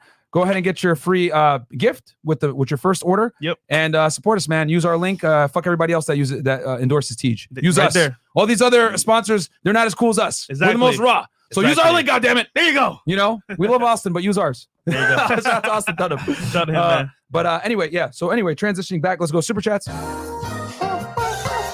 Shout out to Tej, man. So we got a accountability party for humans. Okay, $10. Does anyone else see the comments cause to all this destruction between human interaction? Uncle Sam and Western capitalism abused our dopamine for the sake of profit. Very true. There you go. GRP, $15. How is this podcast free? Keep it up, guys. By the way, Rollo, I've probably bought your book for more than 10 guys at this point. Truly a lifesaver. There you Absolutely, go. man. 220 Meeks. Patrice O'Neill is smiling down on you guys. Much respect. Shout out to Patrice O'Neill, man. RIP to the G. Yep. Okay. On abroad. Do you guys think women's thinking will eventually shift back or will get worse with time? Worse with time. Yeah, it's not going to change. Nope. Jeff L, $10. Rollo, should I stay with the girl I have no burning desire for? Sometimes I don't want to have sex, but she brings value. We'll bring that back. Effective Diesel, $10. I like Myron's analogy of the good-looking guy walking up with a high-pitched voice. That's how we see independent women. Yeah, very true, man. I have to use that example so they kind of know the pain, you know? Arcane. Sorry, DRK. I'm blind, guys. What suggestion do you have for a widowed INTJ Omega male? Nigga, what the fuck? Yeah, stop. Here's my advice for you. Give up the stupid MBTI astrology. That's the first step. Yeah, bro. This dude out here using it. Weird What that is, shit. bro. Yeah. Nigga, get out there and talk to young people. for that shit, bro. I don't know what that is. It's Myers-Briggs. Is what it is. Bear Claw, $10. Any advice for men who want an LTR? Any tips for finding RP women? It ain't gonna happen, my friend. Listen, you gotta coach the girl. I say this all the time. When you get in a relationship with a girl, you gotta coach her to be a good girlfriend, bro. Yeah, you gotta train her. She'll follow your frame. Yeah, and I know. Yeah. Oh my God, are we dogs? You're training women? No, athletes. Stupid. Got to train for the Olympics. They got to train for sports to be at the top of their game. You got to do the same and get bad habits out of your girl that contemporary society has taught women to do. Girls' nights out, showing their asses on the internet, doing all this extra shit that is not conducive to a long-term relationship. Okay, And if she really wants to, she will change. she will change for you. For you you. know. Coco Puffy, $20, $25. Rollo, in my late 20s and make close to half a mil in big tech. I want to have kids and a fam. I'm feminine and pretty, Indian immigrant, but won't leave my career. What should my dating strategy be? That's actually a good question. Yeah. We'll leave that Leave one. your career. We'll answer that one. Leave your career. Walt Mosher. And we could go around the thing for that because we do give women advice too, even though you guys don't like to listen, but we'll give it anyway. Yeah. Walt Mosher, $20. Yesterday, my friend KS, high value man, Dr. NI, lawyer, we both saying marriage not worth it. Best to do set up Anna Nicole Smith plus J. Howard Marshall retirement plan with 20 sugar babies till death do us part. Hey man, do whatever you want to do. I'm Hotep Nubian. Nice guys finish last until they become high value. The same guy she called thirsty in his 20s is calling her dry after 35 years old. Oh man, that's cold-blooded. Rub, $100 of some currency that I'm not aware of. Volts. Half Rollo and National Mail 4. Rupees? Maybe rubies. You argue against feels before real social order, but in the last chapter, you justify your own religiosity by saying, okay, faith is not something you know, but Smith, you feel, something you feel. Appealing to the same emotionalism you wrote entire book against. Found it ironic. No. No, I mean, here's the thing is if you read the last chapter of my book here, I explain that religion is founded in emotion. That's where it starts. That's where it begins from. That's why people are drawn to the metaphysical and to woo-woo magical thinking. I didn't say anything bad or good about magical thinking. In fact, if anything, I think magical thinking is something that we need for imagination. Yeah. We need magical thinking so we can figure out science fiction and everything else, so we can have this show, so we can have our iPhones. We have to have something. We want to believe that something is possible. And the way we get there is we have what's called metaphorical truth, right? It seems like, you know, if it feels good, if, like men are idealistic, right? They want to put like I said, a bridge across the river over there. They want to exercise their will on the world. How do they do that? They have to believe they can in the first place. So while hope isn't a great strategy, it is necessary for imagination. And it's also something, smartass, that I talked about in the very beginning of the book when I was explaining how Einstein used to say, you know, what's more important, imagination or knowledge? And I said, because everybody wants to think, oh, imagination. Just and like, it's like that's what that is that's the conflict between belief and emotion and reason. And that's the difference between, that's the balance between those two. there you go, bro. Code Buddha, $20. Big fan of all three of you guys. I'm a professional software engineer with several years experience and would love to work with you. If you ever need help with anything code/web related, keep up the good work. Thank you so much for the offer. What's up, Lewis? I'm 17, 6 foot and RP aware of the future in my hands. Thanks to FreshandFit. Absolutely. Yep, you got it. $20 Romani. Amazing content. I wish I knew this stuff sooner, but I am RP aware now. I'm 38, 90K a year and spin a lot of plates. Good stuff. No more BS from women. Hey, Fresh, I'm moving to Medellin very soon. See you in La Isla. Colombia gang, man. Zen is $50. Roll. I'm a ninja watcher on your channel and this one. Fuck you, bro. But I appreciate you. I and need your a works. uniform and I need a ninja sword now. You too and your book, sir. Rollo, please debate a rabid womanist zealot on the show. would pay to see concise, non-stuttering inundation. No, you of facts wouldn't. over You feelings. would pay for me to run her up the flagpole. Yeah, that's what they that's want. what you would want me to And do. Zetness, please do us a favor and like this video, Mission comment, subscribe. accomplished. And matter of fact, how many likes do we got right now, Chris? 2.8. How many live viewers do we got? We got Man, we got a lot of. 4,000 How many? 5,000. Guys, right here. get us to at least 4,000. yeah, guys, get us at least to 3,000 likes. Okay. Okay. The Moorish, $10. I am 29 years old, never had a girlfriend, just spinning plates, but I was always criticized by my entourage that I am a bad example because I never committed to. Don't listen Yeah, to they're them. gonna shame you. They're gonna bro. shame on you, bro. Bro. They're jealous crabs of in you. the bucket. Yep. Yep. Regular guys always gonna try to shame players. Okay, Devon, $10. Correction, Myron. You got jumped by Ghetto Chun Li after you said high value women don't exist. Yeah. Bobby Sour Juice. Been a lot of women proposing That's to true. men lately too. What do you guys think this is indicative of? That's a good question. We'll answer that and the tech question. And Yep. Honor, bro, I know you asked about are women going to change? They're not, bro. We answered They're that not. question earlier. Sorry, guys. We got into a great conversation and, we're trying to keep the show flowing. Jared Elk, $10. The pregnancy tactic is real, guys. My ex had one of her pregnant friends pee on a stick and tried to say I got her pregnant, but I found out she was lying. Dodged a major bullet. Stay safe, boys. Holy Damn, shit. boy. Timeout visuals, $10. It's starting to get to a point where girls are entering their prime at 16 years old, fellas, and messing with older dudes already finishing high school, 5+ bodies. It's not getting no easier, fellas. That is okay. true. But yeah, wait till she 18, nigga. What's wrong with you? Yeah. All wait right, till Ryan she's out. Turtle. I know he's just kidding around. He's not saying he does it, but he's saying Yeah. that's whatever. He's saying younger girls are having sex sooner. Okay. Ryan Turtle, $15. Rollo, thank you for addressing the RP chanting and being married. Appreciate it. No worries. And then Barbod P, I'm 24, going back to school and changing my career so I can become a high earner and eventually a high value man. I'm going to law school. I don't want to focus on women right now. Is my approach right? Should I still game? Yo, game, but just don't make it the focus of whatever the Yeah. hell you're doing, bro. Don't Work- chase ass. Work first and then game in your spare time. Exactly. So, okay, I'll skip the psych mumbo jumbo. What advice do you give for a 45-year-old introvert with 2 kids? We'll cover that as well. What else? My new member. Thank Hey, you, hey, Mark. Mark, for Welcome, joining brother. the fam. And then Mojo Jojo Black Bro. $20 super sticker. $20. Okay. Thank you. That'd be good. So, okay, we answered Honor Bro's question about are women going to change? Is it going to continue? I'll tell you this, bro. The sexual marketplace is going to continue to stay deregulated the way it is. If anything, it's only going to become more of what it is, where hypergamy is going to be expressed even stronger with online dating, Instagram, whatever it may be. We're already seeing it. We broke down a text message conversation yesterday. Yeah, yesterday. With a guy flying a girl out and she didn't want to smash or whatever, but that would only exist in a globalized sexual marketplace with the internet and phones. So that's what it is. So it ain't going to change. That's number one, because that takes female sexual selectivity that Rollo was talking about away, which is what they fought for. Number two, the girl that makes $500,000 a year in her 20s for a big tech company. Honestly, real talk, if you want to Give up your career. Yeah, I was about to say, like, if you want to find a guy and really think about him and family, like, you gotta put that second. She's in Have that to. she's in that position of like the girls I was talking about before. Is Yeah. that they're I wish I had a real good concrete answer for you, because we don't- we yeah. have we have 2 generations, maybe even 3 generations of women who can't find a mate. And it's not that they can't find a mate, it's that they've been sort of conditioned to not find anyone acceptable.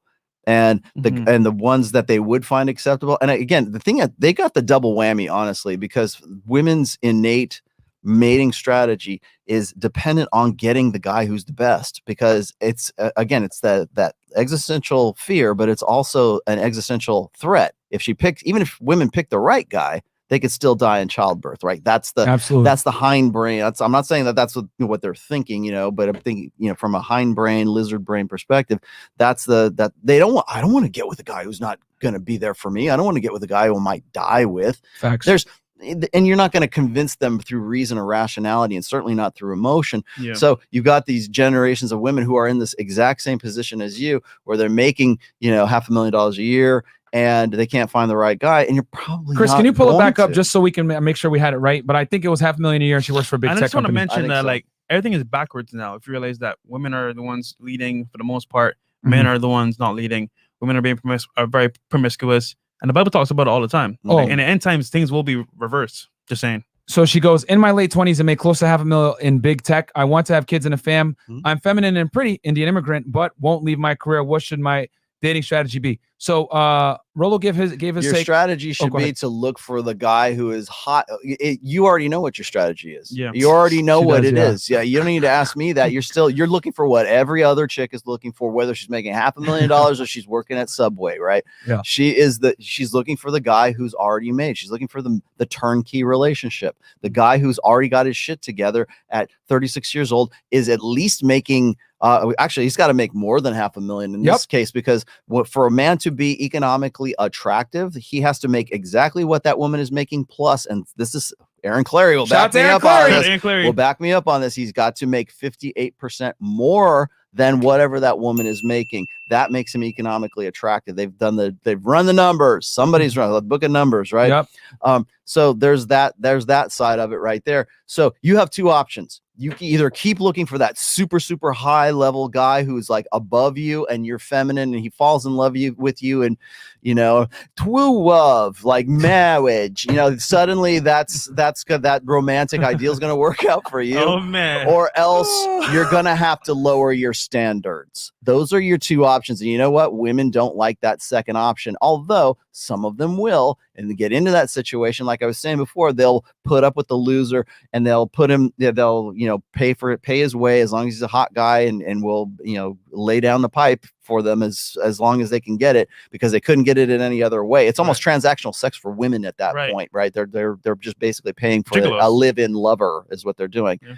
And so you have two choices. Find the guy who's above you, who makes more money than you, because you're not going to give up your money. You're not going to give up the bag so that you can like take a hit. You're not going to take a pay cut to get with the guy that you think is the one that's going to be for you.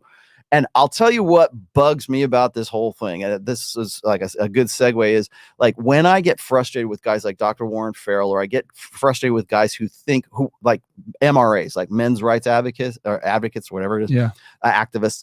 They just want to be more perfected feminists, right? They just want everything to be more egalitarian. Like they're gonna complete the mission for feminists, right? We're gonna make sure everything is equal, right? Well, first of all, we're not equal. It's never going to happen. Facts. But what you're asking a guy to do in that situation, if you're unwilling to lower your standards, then you're asking another guy to lower his standards. Yeah. So and we're not built to do that. So the only solution for women, especially from their innate mating strategy, is to keep looking for the bigger and better deal.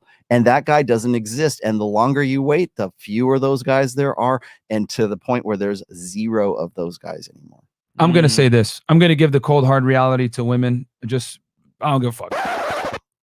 The more money you make, the more successful you become, the more clout you get, whatever it is, whatever metric of success you want to use, the more you get, the more of it you get, the smaller your pool of candidates become that are, you know, I would say available to you for marriage. Because when a woman looks for marriage versus just casual sex, two different things.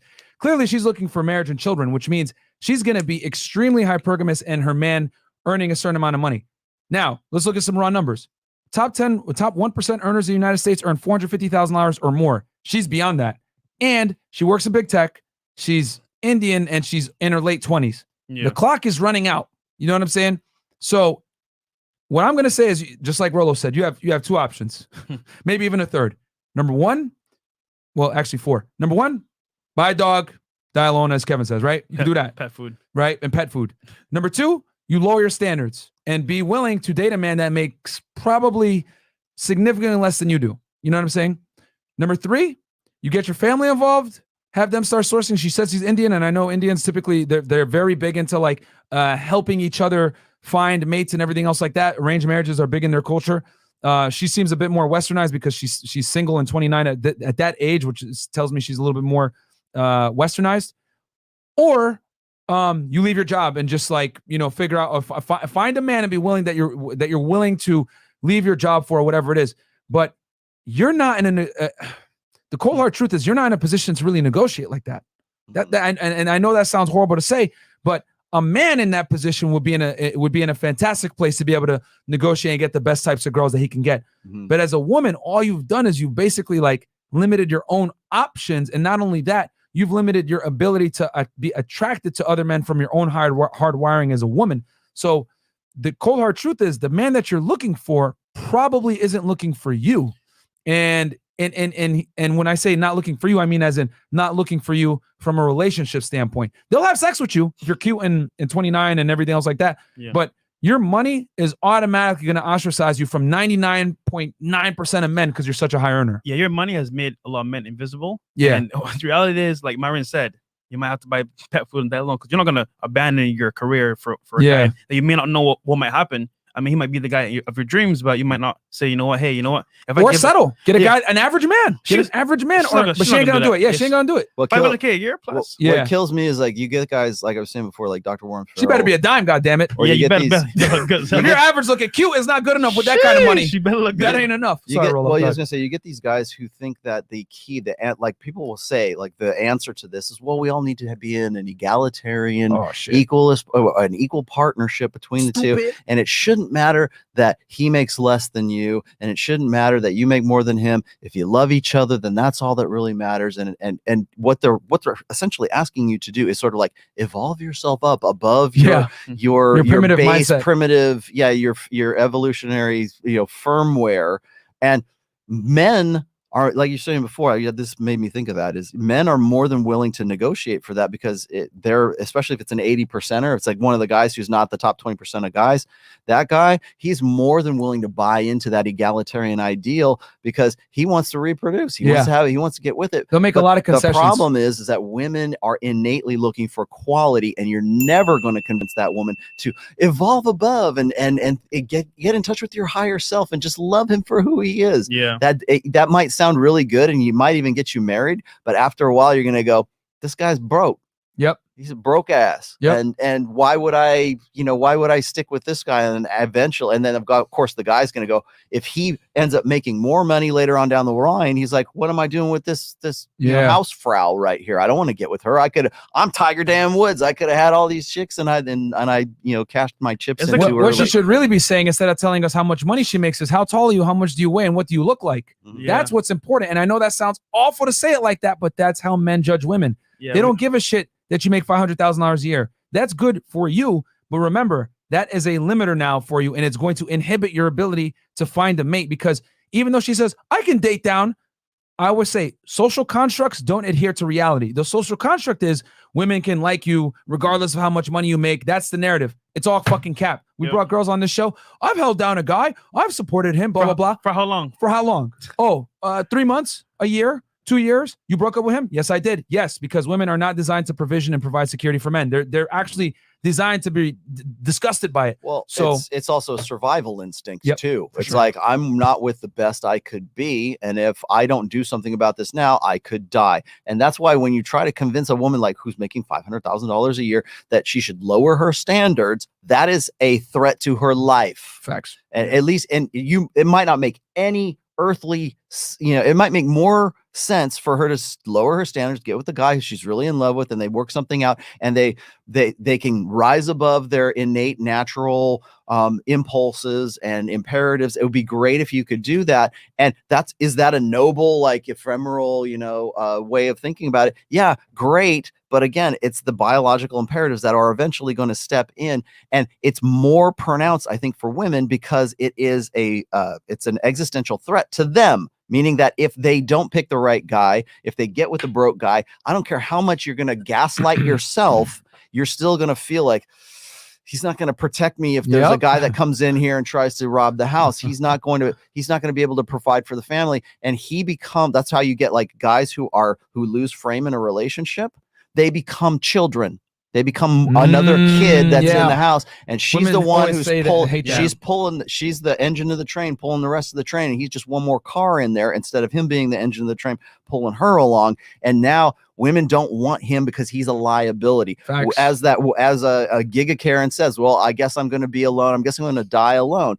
Yeah, you are, because any guy that would get with you would be a liability to you, because he's not going to ever be what you want him to be, because the guys who you would want to get with don't want to have anything to do with you. So your only choice is to get with a guy who's suboptimal, subpar to what you are. So the only way you can justify that in your head is if you gaslight yourself and you believe, well, I believe in egalitarian equal partnerships, right? That's how you get that. Because if that doesn't work, because clearly patriarchal monogamy is out the window. So what are we going to replace it with that's going to like bond a family? Well, we're all going to be, an equal partnership, and nobody has to take each other's names, and we could just, hyphenate last names, and we don't want that patriarchy ownership crap in here anymore. And when you have a society that's built around the idea that whoever is like, we're going to have this equal, even egalitarian thing, the one who ends up being the more powerful person in that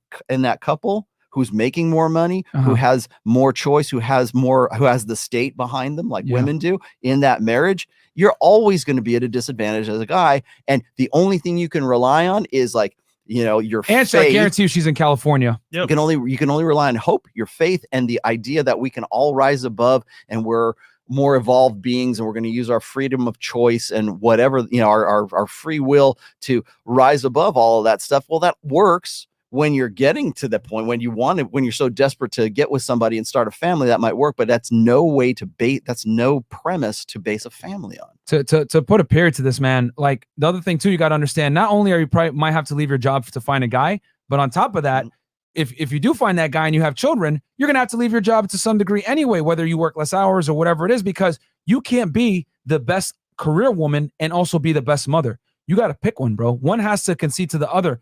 You just can't do both. I think one of the biggest lies of feminism is telling women that they can have it all.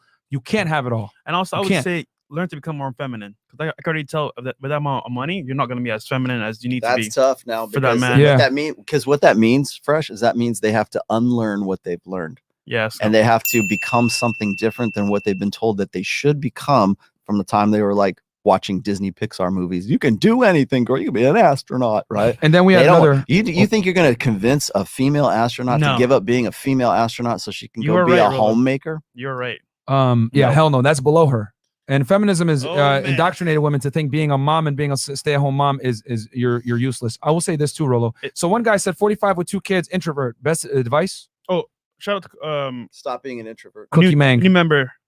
Yeah, Cookie Mang, thank you so much for joining. So yeah, Rollo's advice is stop being an introvert. Yeah, bro, you're gonna have to get out there. You get and to date decide women, who you are. That's the good news. Yeah, you're a man. You get to decide your destiny, bro. You need to go outside, talk to people, go to different events, meetups. Actually, you should get some friends that actually are going to along the same path. Let's say, for example, you play join our chess. Patreon, man. Yeah, chess. We got a community. You got like different sports that you do, whatever you can, get into like a group of guys that can give some confidence and then get out there. There's nothing wrong with being an introvert, but when it comes to social dynamics, you have to put that aside. And even if it seems, I feel like I'm acting, I'm inauthentic. Well, you can do it until you get to the point where you're better at it. Practice. And then you can, So you have to at least find some way to, I'll tell you here's how you do it. Take improvisational theater. There you go. Take improvisational theater and it will put you on the spot and will force you to react and to have conversation. You'll be able to have the organic conversation. Even if you never go on stage, take the class, you'll meet chicks there too. But it will also teach you, it will also give you the confidence to actually try to carry on a conversation right there on the spot. Yeah, find a hobby that you can align yourself with people. And it's fun. And then find guys in there that actually are about the same hobby. Connect with them. That way you get out of your shell. And then from there, go out to, maybe the bar every now and then with the fellas, with the boys. That way you can get more interactive with people and stuff like that. I'm going to be much ruder about this. I've noticed that we've had a bunch of guys come in and comment and ask, hey, what about Sigma males? What about me? I'm an introvert. Hey, I'm a lone wolf or whatever. Yeah. Shut the fuck up, man. Seriously, shut the fuck up. Like, I'm tired of dudes trying to cope with the fact that they're socially retarded. I'm just going to fucking say it. Y'all niggas don't want to admit I'm socially inept. I'm fucking awkward. And I don't like being around people. Okay, you got a problem. The first part about having a problem is identifying that fucking problem. You're fucking weird, okay? Now, we got to figure out how we're going to fix this fucking problem. You're going to get out there and you're going to talk to people, whether you want to do it or not. You're going to grit your fucking teeth. You're going to go out there and you're going to talk to people. You're going to make conversation with people in the elevator. You're going to talk to people at the grocery store. You're going to make conversation with whoever's bagging your fucking groceries, whoever's at the 7-Eleven that's checking you out when you buy some monsters. Make eye contact. You fucking got to get out there and talk to people. Take improv classes, whatever. Stop coming in here, leaving super chats, trying to cope with the fact that you're socially fucking stupid. It's unacceptable. You don't get the privilege of sitting here and crying about your problems and saying, oh, it's tough for me to be around people. There's a burn of fucking performance as a man, bro. You got to get in the gym. You got to make money. You got to become successful. Stop trying to cope and make excuses for you being inadequate and being a loser. You don't get that privilege as a man, man. Women get that privilege. They can go ahead and sell fucking feet pictures or go on OnlyFans and show their ass or whatever. You have to perform in all facets of your life. So get the fuck out your house. Go talk to women. Go talk to people. Stop being I don't know, I'm scared about this. Stop being a fucking bitch. Just get out there. I'm tired of niggas crying all the time. I don't know how I feel about this. I'm socially, it's tough for me.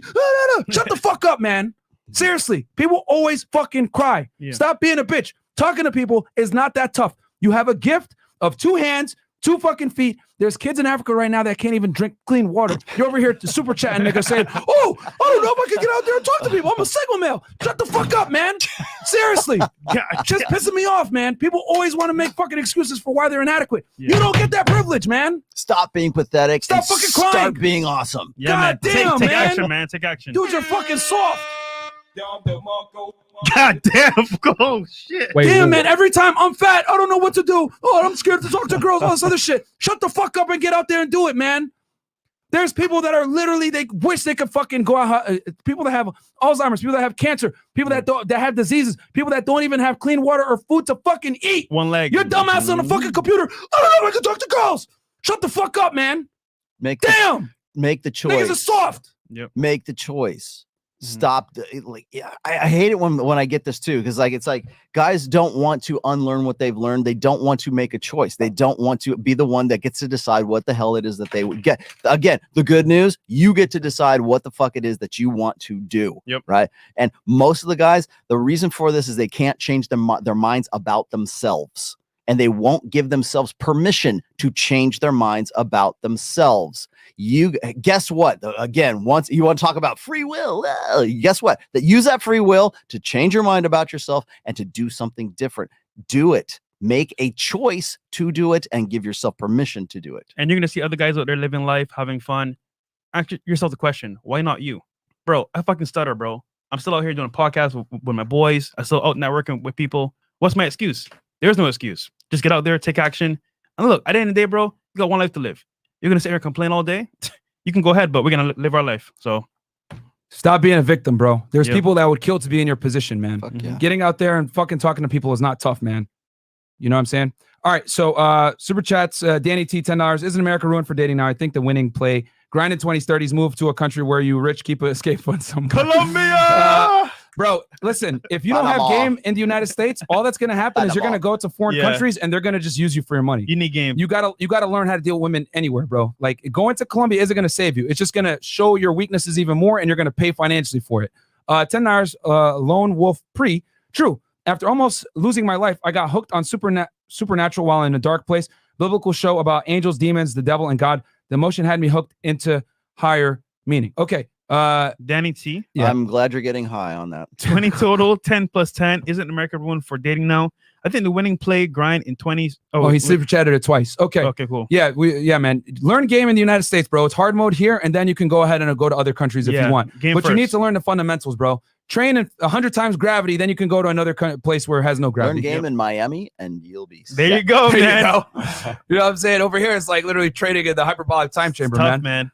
Check out NYC. High value man, been making 6 figs for over 5 years in NYC. And advice for a guy trying to manage finances better. Love you guys. Thank you for all your information. Need more men like you. Shout out to Rollo. Join our Patreon, bro. We talk about other ways to make money. Yep. JS, get in crypto, man. $15. I think that many women do not like the guys y'all mentioned, but not always necessarily. I'm 5'9", have a 9'5" like everyone else. My girl is 6'1" D1 volleyball player and a model with a bachelor in engineering. Hey, man, you're an exception to the rule, bro. But most women are not going to date a guy that's shorter than them in average. Nope. Forever Strong, $20. Tim Pool is live at the moment. Everyone flood the chat with Fresh and Fit collab. Do it. Thank you. So what, $10. I'm 19 and I was a simp. The girl I was with ended up leaving me for someone. It was painful, but I woke up and ended up being the best thing to happen to me. Thanks, y'all. I'm learning to level up. Absolutely, bro. Yeah. Ryan Turtle, $15. One thing women don't understand is their OF income will decrease over time and a male's income statistically increases over time. So where that intersection occurs happens post-wall. Yep. Clown World. Had a girl pull a fake pregnancy on me. I set up a dinner date, drove her to the clinic instead. She broke down in the lot crying. Told the truth and she walked home alone. Don't get played, brothers. Hey, man, shout out Tom Likas. Did you buy her a Big Mac afterwards? Yeah, do a Hail Mary. Tom Likas. Look that up, fellas. Okay. Tricky Trini, $70. I personally know doctors that have leveraged their brains for their lower SMV, and they are now stuck because the men they want just pump and dump them, and they don't want to listen to me. It's sad. Yeah, man. It is what it is. Yeah. The more I said, man, the more The more successful woman becomes, the more doors close. The more successful a man becomes, the more doors open. And then the last one here is RP sense. Damn, it's not the last one. Okay. Who's socially inept? Even introverts need to interact with others. I beat the introvert problem. It's mostly how to manage the issue of being single with 2 kids. That I'm not fond of being in crowds is just inconvenient. Hey man, I'm just telling you, get out there and talk to people. Young and like $10. I love when Myron gives men much needed the kick in the ass. It's motivating from a 23-year-old. Stop whining men and become salute. Yeah, man. You guys like to count their problems and not count their fucking blessings. You have a mouth. You live in a first world country. You have running water, electricity, and food. Stop fucking crying about modern conveniences. You sound like a bitch. It's annoying. Okay, Botman, thank you for going 6 paths sage mode on the chat regarding introverts. I see my problem now and I'll fix it. Absolutely, guys. Yep. You create your reality, okay? No one else. Now you got to go out there and change it. J6 tip. RP since I was 18, 19 now, been running a business and set to be 1% by 22. Obsessed with y'all's content, sacrifice a few years with no fun and only work every day is what it takes. Not all men got it. Yeah, man. My mid-20s guys, I didn't do shit but work. Coco Puffy, $25. I'm back. Thank you very much. That was solid advice. Oh yeah, that's the girl from that with the tech job. Cool. Damn son, Myron, just Frank Castle, all chat ninjas. Can I have my waiver back? BX. Yeah, guys, I say it like that, bro, because I care, bro. Like if I didn't give a shit, I'd be like, all right, niggas, like do what you want. Like, but it's like I hear this all the time. Guys trying to cope for why they're socially inept or why they're awkward, whatever. Stop crying about it and do something about it, man. Handy technique, $10. What's up, FreshandFit? Congrats on your success. You are speaking the truth. Great contact. Keep it up, guys. Theme is content. Oh, sorry. Great. Yeah. And guys, like I said, we hold both genders accountable, bro. You guys think that's bad? You should see on the Patreon calls. Sheesh. I be yelling at dudes. Yeah. Straight up. Get into Zoom calls. Yeah. If you guys want that fire and ass all the time, go ahead and jump on the Zoom calls because I hold both genders accountable. That guy y'all from on that Dragon Ball Z Kakarot. Absolutely. The guy from somewhere. Okay. And then Myron went over 9,000, 100. Appreciate that. Yeah, man. I got to be honest with you guys.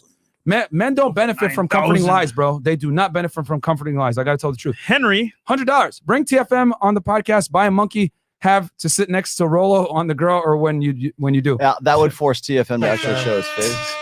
I love TFM. By the way, I don't think he'd want to come in the studio and do it. All right, cool. Last one. And last one. Freudian slip, $20. Rollo, what do you think is the most destructive aspect of the womanist agenda? I believe it is because they destroyed the patriarchal monogamy but are resistant to any established roles. That's a good question. Since that's the last one. I wanted to cover single dads versus single moms too, if we can. No, that's fine. So what's the most destructive aspect of feminism, whatever we're calling it? Yeah. I think it is the destruction of the family first and foremost, because you want to know why we have our fertility rates are in the shitter. We won't. If you ask like the mainstream society, why do you think fertility rates are falling? It's a mystery. We don't know why it is, right? Or they'll blame. Like, watch what. Oh, I meant to bring this up. Watch what happens this Sunday for Father's Day. Between now, because today's Wednesday, right? So between Thursday and Sunday, watch what happens. It'll all be, well, men need to do better. Men need to man up. Or it's Special Persons Day. They don't even want to string the letters MAN together in the English language. What on earth makes you think that they're going to help celebrate fathers? Well, or it'll be celebrating fathers, and it'll be like, well, men, you have to do better. You've got to keep going. Man up, more responsibility. You need to, be involved in your kids' lives. There's something wrong with you. Bad men, right? That is an aspect of the gynosexual social order, feminist social order, that is designed to break the family up. And that is what the society, like, people ask me this all the time. They say, do you think feminism is like some Marxist plot to destroy the Western civilization? And I'm like, that's out of my wheelhouse. You guys can say it's the Rockefellers or whatever, or it's, Karl Marx, or it's Antifa or whatever. Time. Yeah, we can put on that's fine. But I will tell you this, none of that works unless men are men and women are women, unless there is a male nature and a female nature, unless men and women are different and we're interacting together. And again, everything is about sex is for sex. Sex is about power. And so, you might have a case there. It might be a convenient tool for whatever socio-political, power base that's moving things around, but it doesn't work unless the machine works predictably and reliably. And that's the most damaging part of feminism, is that it's breaking that up, and we can see the results of it challenging that challenge of like the patriarchy and everything else that has been the bedrock and the foundation of Western societies for as long as we've been around. That's how you want to know why fertility rates are down? I will point right at feminism. It's not at men like, well, abandoning their responsibilities. That's the convenient excuse. The reason why is because those chicks who are all throughout this chat saying, I can't find a high quality man. I make $500,000 a year and I can't get that guy. Guess what? Feminism is what put you where you're at right now. And you can't get to that guy because your innate machine says, I got to have that guy or I could possibly die. That's by design. That's why the fertility rate is in the shitter right now, because you keep saying, well, I would rather die than get with that guy. What did I say last time? It's like women hate beta males. They hate them so much that they will work and they will go to college for 4 to 8 years and work soul crushing jobs in corporate America to avoid taking your last name, to avoid having babies with a beta male. And they will hold out against hope that they're going to get the high quality, high value guy. And that is a direct result of you getting that message in Disney, on Sesame Street, on your whatever music you're fucking listening to, whatever movies you're watching, whatever stories you're listening to, whatever aspect of pop culture, what your fucking church is telling you right now, will tell you on Sunday. Mark my words, watch the sermon for Father's Day and you will see exactly what I'm talking about. Point directly at that narrative, and that's why the fertility rates are in the shitter. And that is I think the fact that we are basically it's essentially eugenics is what it ends up being. Exactly. And that's I would say that's probably the worst part of it. Damn, son, where'd you find this? No, that's 1,000% lay facts. that directly at the feet of feminism. The fertility rate, lay it right at the feet. And here's one too right here. They'll say Happy Father's Day, Mom. I saw that last year or the year before in a commercial. That's hilarious. Rollo, so speaking of fathers and mothers, we didn't get to cover this on our how feminism has failed modern day women episode because we were tight for time. You had to go back and meet with some people. We're going to discuss, and you talk about this extensively, I think in book 4, single fathers versus single mothers. So just give you guys a quick little monologue. We know that a lot of degeneracy, right? Drug addicts, violent criminals, rapists, alcoholics, drug addicts, suicides, etc. All these, how do I say this? Degeneracies in society typically come from people that were raised in a single mother household. Yeah. And it's a fact at this point that a 2-parent household is a very large predicator on having children that are productive members of society versus a single parent household, typically single mother, because let's be honest, 90% of child custody battles go to mother. So we know that most single parent households are actually single mother households. The children end up being degenerates.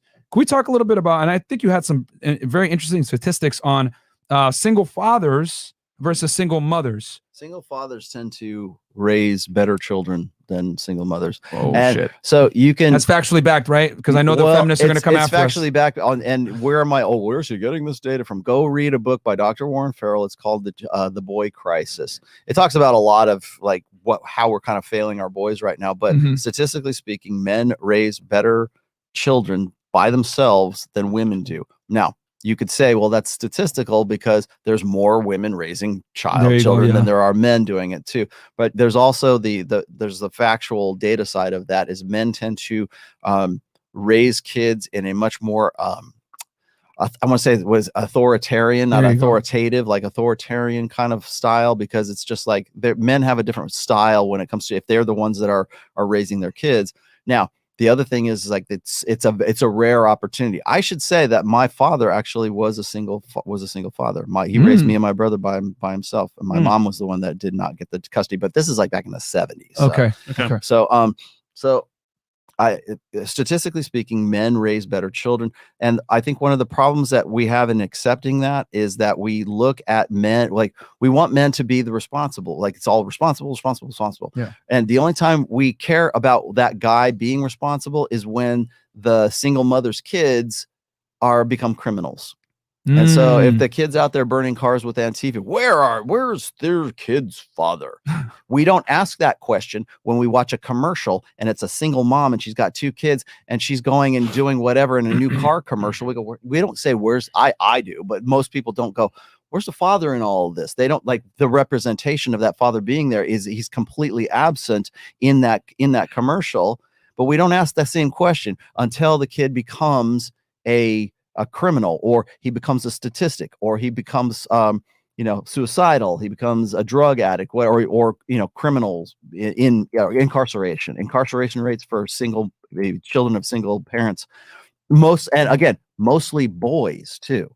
So when we're talking about the criminality aspect of women or of single mothers raising boys or raising children, it's the boys that are the ones that are the most incorrigible. They're the ones that's hard to they're hard to raise, right? Because women tend to raise children just like the teachers that they get when they are in public schools.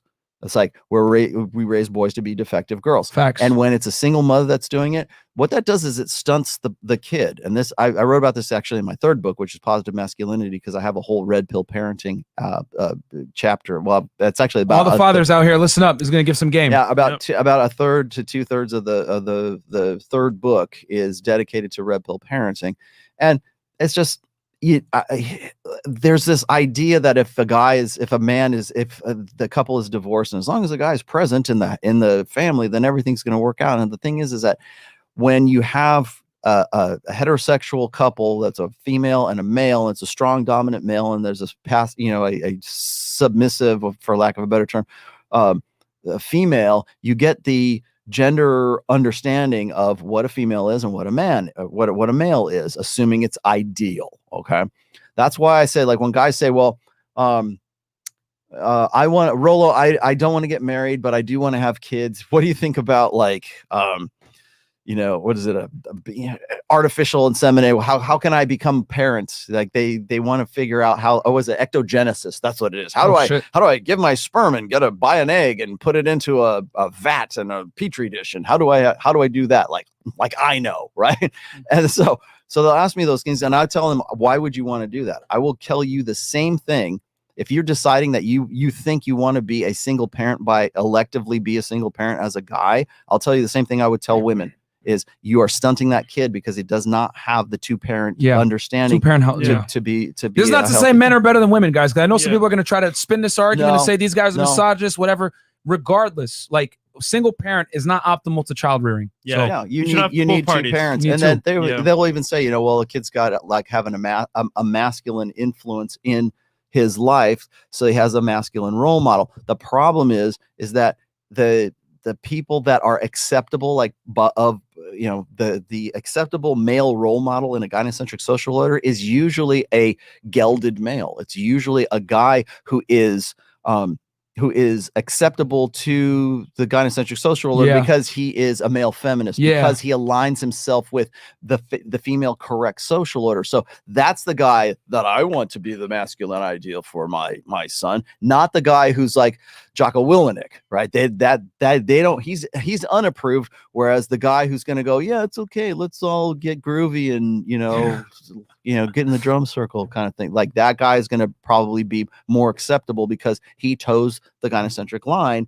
Whereas the guys who don't, they don't want him to be involved in that. So when we say, oh, come in, we need more masculine role models, it's not going to be the guy who's the coach. It's not going to be the guy who's going to teach you how to shoot. It's not going to be the guy who steps in and teaches you like conventionally masculine skills. It's going to be the guy who tells you need to respect women. Okay.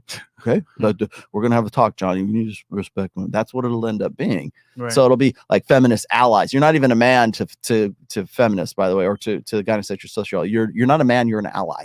And that's what they're looking for. They're not looking for a masculine influence. They're looking for a guy who has a penis and he's an ally's influence. Yeah, a follower. Yeah, a follower. Yeah. No, man, that's fantastic. And I think for all the guys out there that are single parents, I think, because Kevin talks about this on his show, and I got to applaud him for it. He often asks, where is the father of the child when the single mom's calling or whatever it is?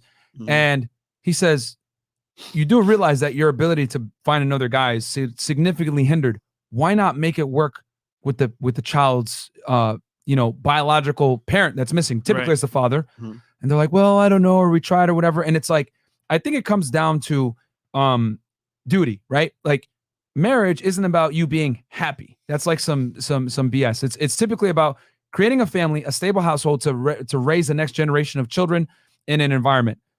I came from a 2-parent household. There were times when my parents would argue with each other and they didn't like each other for a few days, but they made it work because they understood the importance of staying together and how instrumental it would be to me and my sister and my brother's development. And it worked out great. I can look back now, today, as a man and say, my parents did a good job. If I end up being a fuck up, it's my fault. It's not theirs. Yeah. You know what I'm saying? And that's the testament of a good parent. I said it before too about, the importance of a dad. Growing up, I hated my father. I didn't like him. He used to always punish me, get mad at me when he saw me playing Xbox for long periods of time. If I ate junk food, he would get mad at me. He used to when I was skinny, he'd be like, you're too fucking skinny. You need to build your body up.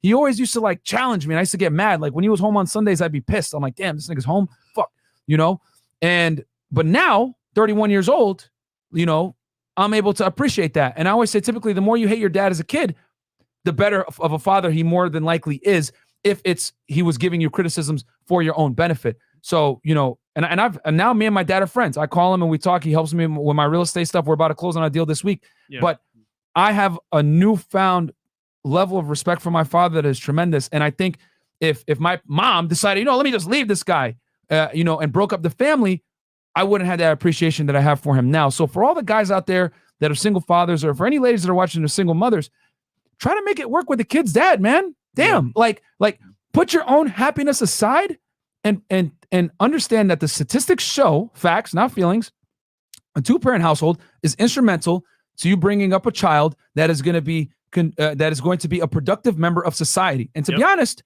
your children are a reflection of you. You could be the best mom ever, but doing it in a single capacity where you can only do 50% of the job because you got to work and be a fucking mom, that limits your ability to be a good mom. That kid might still end up fucked up. So if anything, put your happiness aside, work it out with the dad.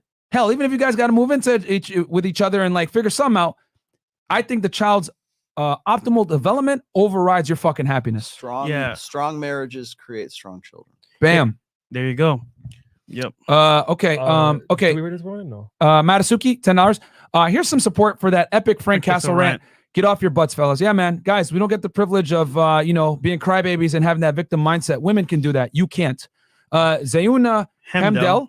Love the show, guys. Always good. Are you guys going to do a credit episode? Yes, we are. Yeah, we are. Don't worry, we are. We're talking to one of our buddies right now. We are going to do a credit episode for you guys. I'm going to reveal the credit cards that I use to finesse. Credit scores, everything. All that. No, I've effed up in the past and finally on a good, successful path, but not sure if I'm credit ready to start taking advice like your crypto episode. Don't worry, we will talk about credit. Because me and Fresh are both really big into credit. Loyal Demand 12 USD 24.99 super sticker. Also, guys, check out an episode we did it with Bandman Kevo. Shout out to him. We talked about credit too. Frank Sonara.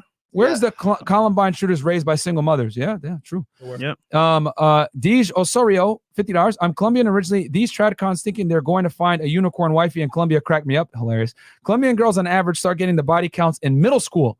Do a quick Google search about the percentage of single moms in Colombia. That's facts. Like I said, man, all that's going to happen when you guys go to and run third world game is it's going to show holes in your game and you're just going to get finessed harder financially. Yeah, you should have game over here before you go over there. Yeah, man. If you guys want to do that, go train in a hyperbolic time chamber first before you go fight Cell, nigga. All right, Eric, what? $10. What is the age limit for men to maximize their options and value? Is it possible for a man in his 40s to be in the top 10%? Yes. Absolutely, bro. Yep. You're in your prime at 40. Jeez, yeah. What? Yes. Tyson 1, $25. Appreciate all the great content, guys. It's needed. All right. Aunt Jemima. Yeah, it's $20. Been Ninja Watcher for a while. I have too. Thanks for laying the wisdom down for my babies. Also, Aunt TJ is here to stay. Guys, if anything, if you Ninja Watch us or whatever, please like the video for the fact that our chat is lit and they fucking make memes, names, and everything. Yeah. What's the redhead girl one? The one that they made? Redhead, smoke something Scam. redhead. Scammer redhead. Yo, but real talk, man, this content is fucking amazing and it's free. And it's entertaining. The least you could do is sub to the channel. I like the video. The least you could do, bro. Yeah. Not only that, bro, when she mentioned that stuff, someone made an IRS account like, we're going to need her tax returns from 2017 to 2021. I was dead, bro. And then someone else made an FBI one and said, hey, we'll meet you tomorrow morning. We like cream in our coffee. By the way, that was hilarious. I think she's on the plane right now. I think someone flew her out. I'm not the captain from the show. I'm not surprised. Oh, man. That's horrible. Luyo Demand, bro. The dude's Sim's gonna sit, man. It is what it is. Luyo demand 12, $25. I'm 29, single, and no kids. My ex wouldn't delete her guy friends on social media. She said I didn't trust her. She kept saying they were irrelevant, but I felt uncomfortable with it. Was I wrong for making an issue? No, you were not, my friend. As a matter of fact, if she doesn't comply, goodbye. It's not a trust issue. It's a genuine desire issue. Yep. Bam. There you go. She doesn't want you enough Good to, point, to make that change. Yeah, that's a good point. She doesn't like you that much, bro. Yeah. Roger, $10. I was raised by a single father, and I wouldn't have it any other way. Learned a lot from what he taught me directly and from the mistakes he made. He also held me accountable. I always had my back. Facts. Yeah, man. Broderick Stone, $25. Great breakdown of single fathers. I was raised by one, and I myself am one more. We get almost no credit. I love my mother, but I wouldn't be the man I am today if I was raised by her. Yep. Yeah. Little Mac, $30. I always say strong dads keep daughters off stripper poles and sons out of jail. Your father is your first line of defense from getting, punished by society. Little Mac, $30. Great podcast. Getting a ton of value from it. Thanks, gents. Thank you, Little Mac. Got you, Little Mac. Johnny B, $10. Children learn empathy through the father, not the mother. He is the one that enforces boundaries. Great content, fellas. Thank you so much. Did you know, Matt? $10 Canadian. Rollo Myron Prince. How to Beast will wed a girl that built with him, not at the finish line after 1 million+ subs in the bag. Unheard of these days. Thoughts? Seems ideal if you, a man, want kids. Bless. Yeah, man. Hey, there's girls out there that will build with you. And fresh. Sorry, go ahead. I always tell you guys, operate under the assumption that number one, she belongs to the streets, and that women don't build, they move in. When you have that mindset, now you're coming in a mindset where she's got to qualify to you. The problem is that you guys qualify these girls for no reason, and they need to qualify to you. Because trust me, when a girl qualifies to you, she's going to respect you more, and she's going to value that relationship with you. Because very rarely do women qualify to men. Very rarely do they do that. It's a nice it's a nice change for them when they can finally meet a man that puts them on their toes and they have to qualify for. Chris, what were you saying? Fresh. She wasn't flown out. She was flued out. She got flued out. She got flued out. She got flued out, I guess. Oh man. And then there was one other thing I want to say. Oh, I was going to bring this topic up before because we're growing with female viewers. I'll say this for the girls out there that want a long-term relationship. I forgot to say this to the Indian girl. Women that want a serious relationship and or some kind of partnership with a man, whether it's a marriage or a serious boyfriend relationship, whatever it is, start involving your male counterparts in your family. And what I mean by that is your dad, your brother, uncles, cousins, some kind of masculine figure in your family that, number one, has your best interests at heart. And then number two is familial. And the reason why I say that is because men only tell you the truth when they're not trying to fuck you. Okay? So if you go to your father, your brother, whatever it is, they're going to keep it a stack with you because they're going to want your best interest. You're their blood. So I think a lot of women resent the fact of having a masculine figure in their family involved in the mate selection process, but there's a couple reasons you need to do it. Number one, they're going to be able to see things that you might not see, right? Number two, they're going to be able to meet this man and let him know that there is a masculine figure in the relationship should he do wrong her or whatever. Sometimes the fear of physical consequence will steer a guy straight, okay? That he can't play games or he can't abuse you, whatever is else. And then number three, they're going to help you with figuring out if that guy's worth the shit. Trust me, when men meet, we shake hands and say, what do you do for a living? And then at that point, you can kind of figure it out what's going on. And having that masculine filter to help you is an added sense of, it's an added filter and bonus that you need to use. A lot of women don't use people in the males in their family in the mate selection process, and they wonder why am I always dealing with fuckboys, whatever. It's because you are stupid and don't know how to properly mate select. That's why arranged marriages have worked for centuries. You know what I mean? The father picked the next mate. Why? Because the father is going to use hypergamy, but he's going to use it in a sense where the girl benefits. Getting a secure guy that can not only protect and provision for her, but isn't going to run around and go crazy and impregnate a bunch of women. You know what I'm saying? That's why guys tend to pick the good guy, the guy that's less boring, whatever, because he's more concerned with his daughter's security. Yeah, I was going to say is that there is, remember how I talked about this last night on last night's show about mate guarding and jealousy and all stuff. So like guys will mate guard their girlfriends, particularly around ovulation and stuff like that. The same is true for fathers, and the same is true for brothers of sisters. So it's kin protection, kin selection, it's kin affinity, right? So like, don't mess with that's my sister. I'll kill you, you know, because that's my sister. You don't mess with her, right? That's my daughter. You don't. I didn't really understand that until I became a father of a daughter. There is I'm gonna call it's very similar to mate. It's obviously not my mate, but it's like there's a very similar protection that goes along with female, like male to female family members. There's also statistical studies that like if there are more males in a family and there are females, like if you have like 4 brothers and 2 sisters, those sisters tend to be more pro-life. And if there are more females than there are males in that particular family, then it's opposite. It becomes more, but they become more liberal and pro-choice, right? Yeah. Because of the imbalance that goes along with that. And I didn't really understand that dynamic until I only have one daughter, but my brother has a son. I have a nephew and I have a niece, right? And I didn't really understand that innate kind of like protector dynamic between a brother and a sister until I watched them both interact, and they both like watch out for each other. But the boy is older than the girl, and it's like wow, that actually happens. I'm seeing it live right here in my own family. And it's the kin affiliation, the kin protection. It's like, who would you die for, right? I would die for my wife. I would die for my daughter. Number one, right? Would you die for your niece and nephew? Absolutely, because they're direct kin. Would you die for your best friend? Well, if we're both soldiers and, I might jump on a grenade and, do the noble thing, right? And then would you die for a total stranger, right? Fresh, would you die for me? Probably not. I mean, you're like my white dad, so okay. Well, but you see what I'm saying is like on down at like by order of importance for like it usually starts with the family. As I always say, your first tribe. That's why tribalism is something that is like innate to human beings.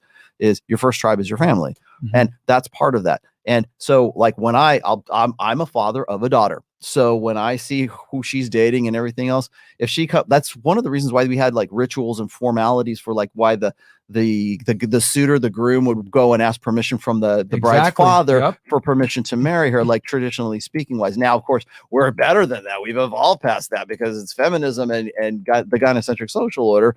And we don't need that. That's just ownership. That's patriarchal ownership. And we don't even need each other's last names or anything like that. There's a purpose. There's a latent function to those things. It's the guy who is the father of the daughter. It's not just about him protecting his daughter. It's also combining your family with that prick's family. If he's an asshat, you don't want to be I don't want to be related to his family because his family are a bunch of like, I don't want to be, I don't want them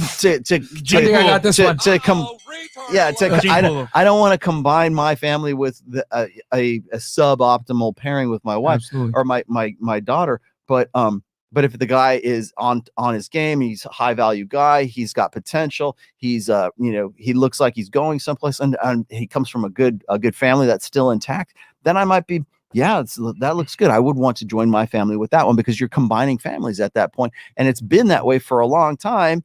We just don't have any way to exercise it anymore because it's like, well, that's just men being insecure in their masculinity. No, there is a point to it. There is a latent purpose to that. We don't see it anymore. Yeah, because just even my family itself, like what you said earlier, when a father is there, he's gonna help protect the daughter. Because from herself, she can't see all the bad things that might be in that guy because the father knows maybe from himself what he did in the past. So like my mom, for example, she married she married my dad, and my dad was never there for me. He was pretty much like being with other women. He's like a top level womanizer, so to speak.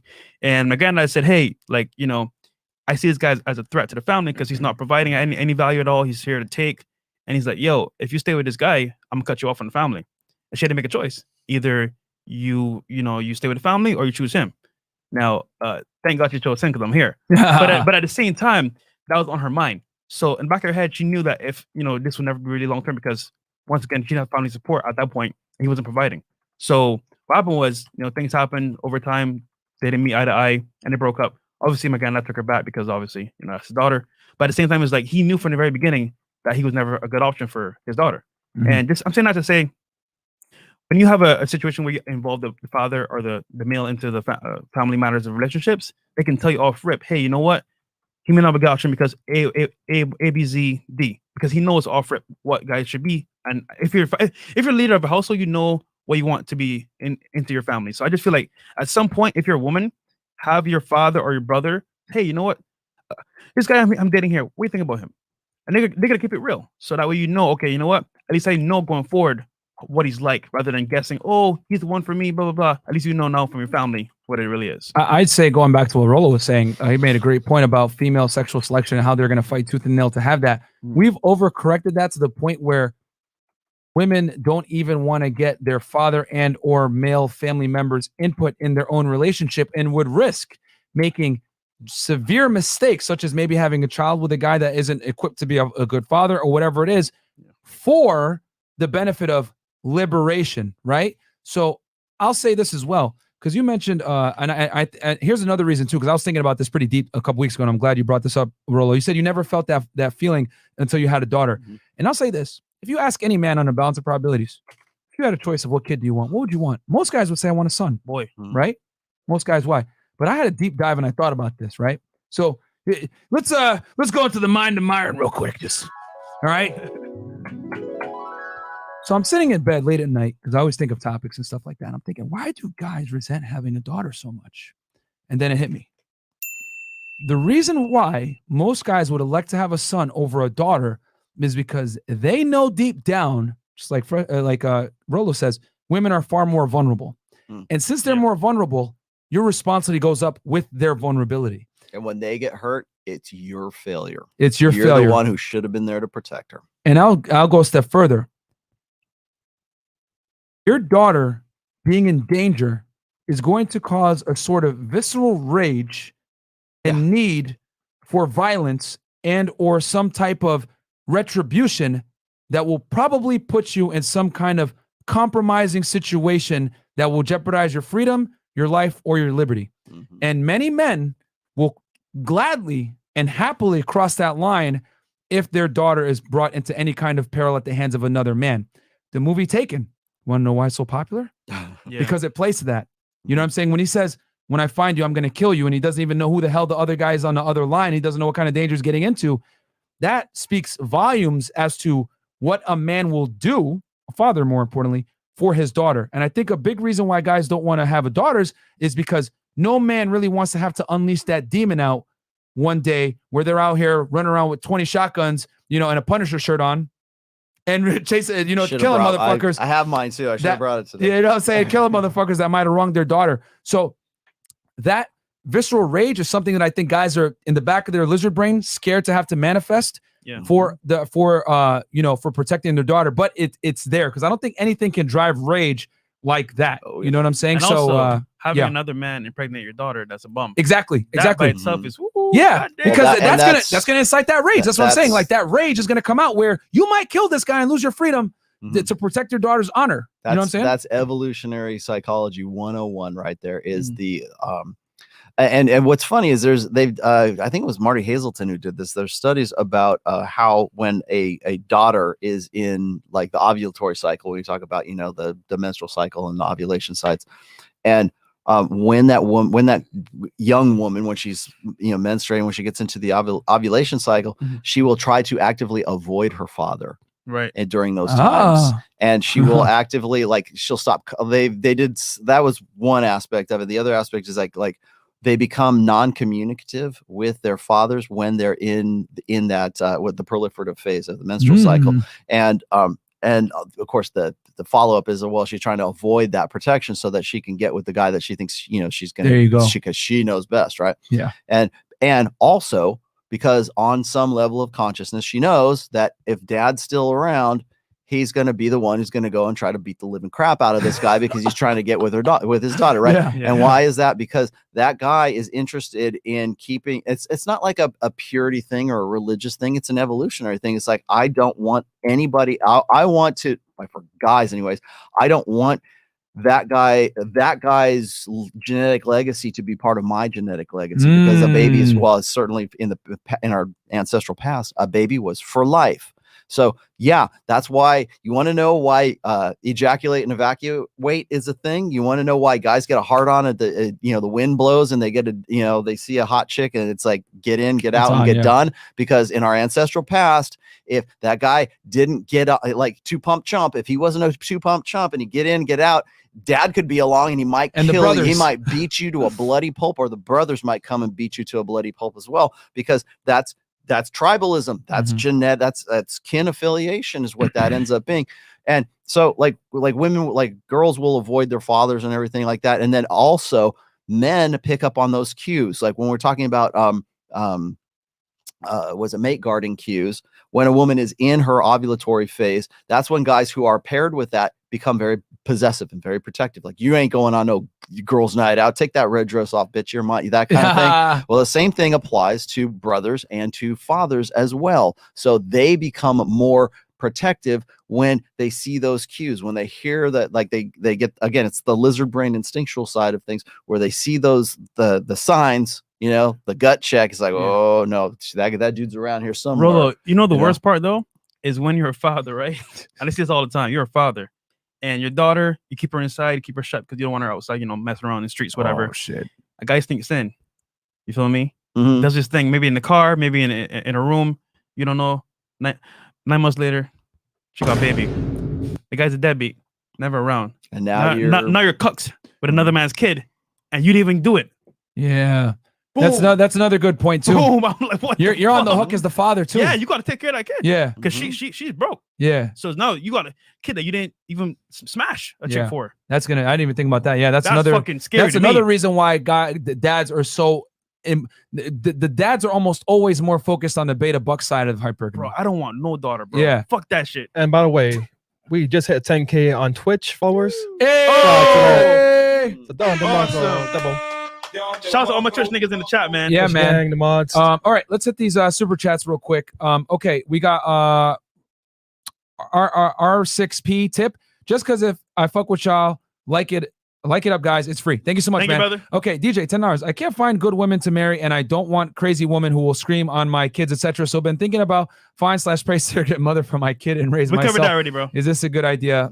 No, it's not, sir. We covered that in on our last podcast. Yeah. Good mother, $20. Great discussion. Thank you for having the courage to speak. The truth, gentlemen. Big fan of you three. Thank you so much, good mother. I appreciate that. And I hope you enjoy that new wrench. J Rock 00, $10. What's your number one piece of advice for a man who was raised by a single mother trying to beat the statistic and reach their full potential? Don't allow that to be an excuse. Don't be a victim. Yep, exactly. Understand that your mom coddled you throughout your life, and you must live in a fact-based reality. Okay. You gotta create your own destiny. Because your mom is the only woman that's gonna love you unconditionally, my friend.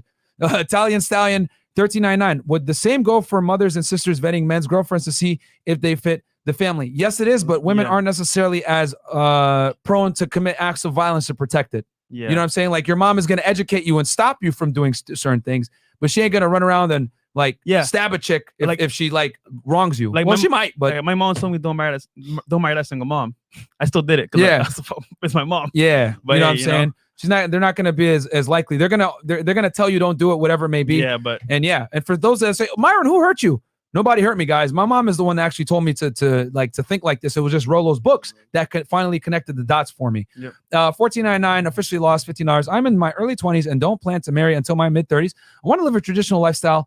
How do I handle dating? Well, I just told you, operate under the premise every girl's a hoe and she's got to qualify you. Whose tradition?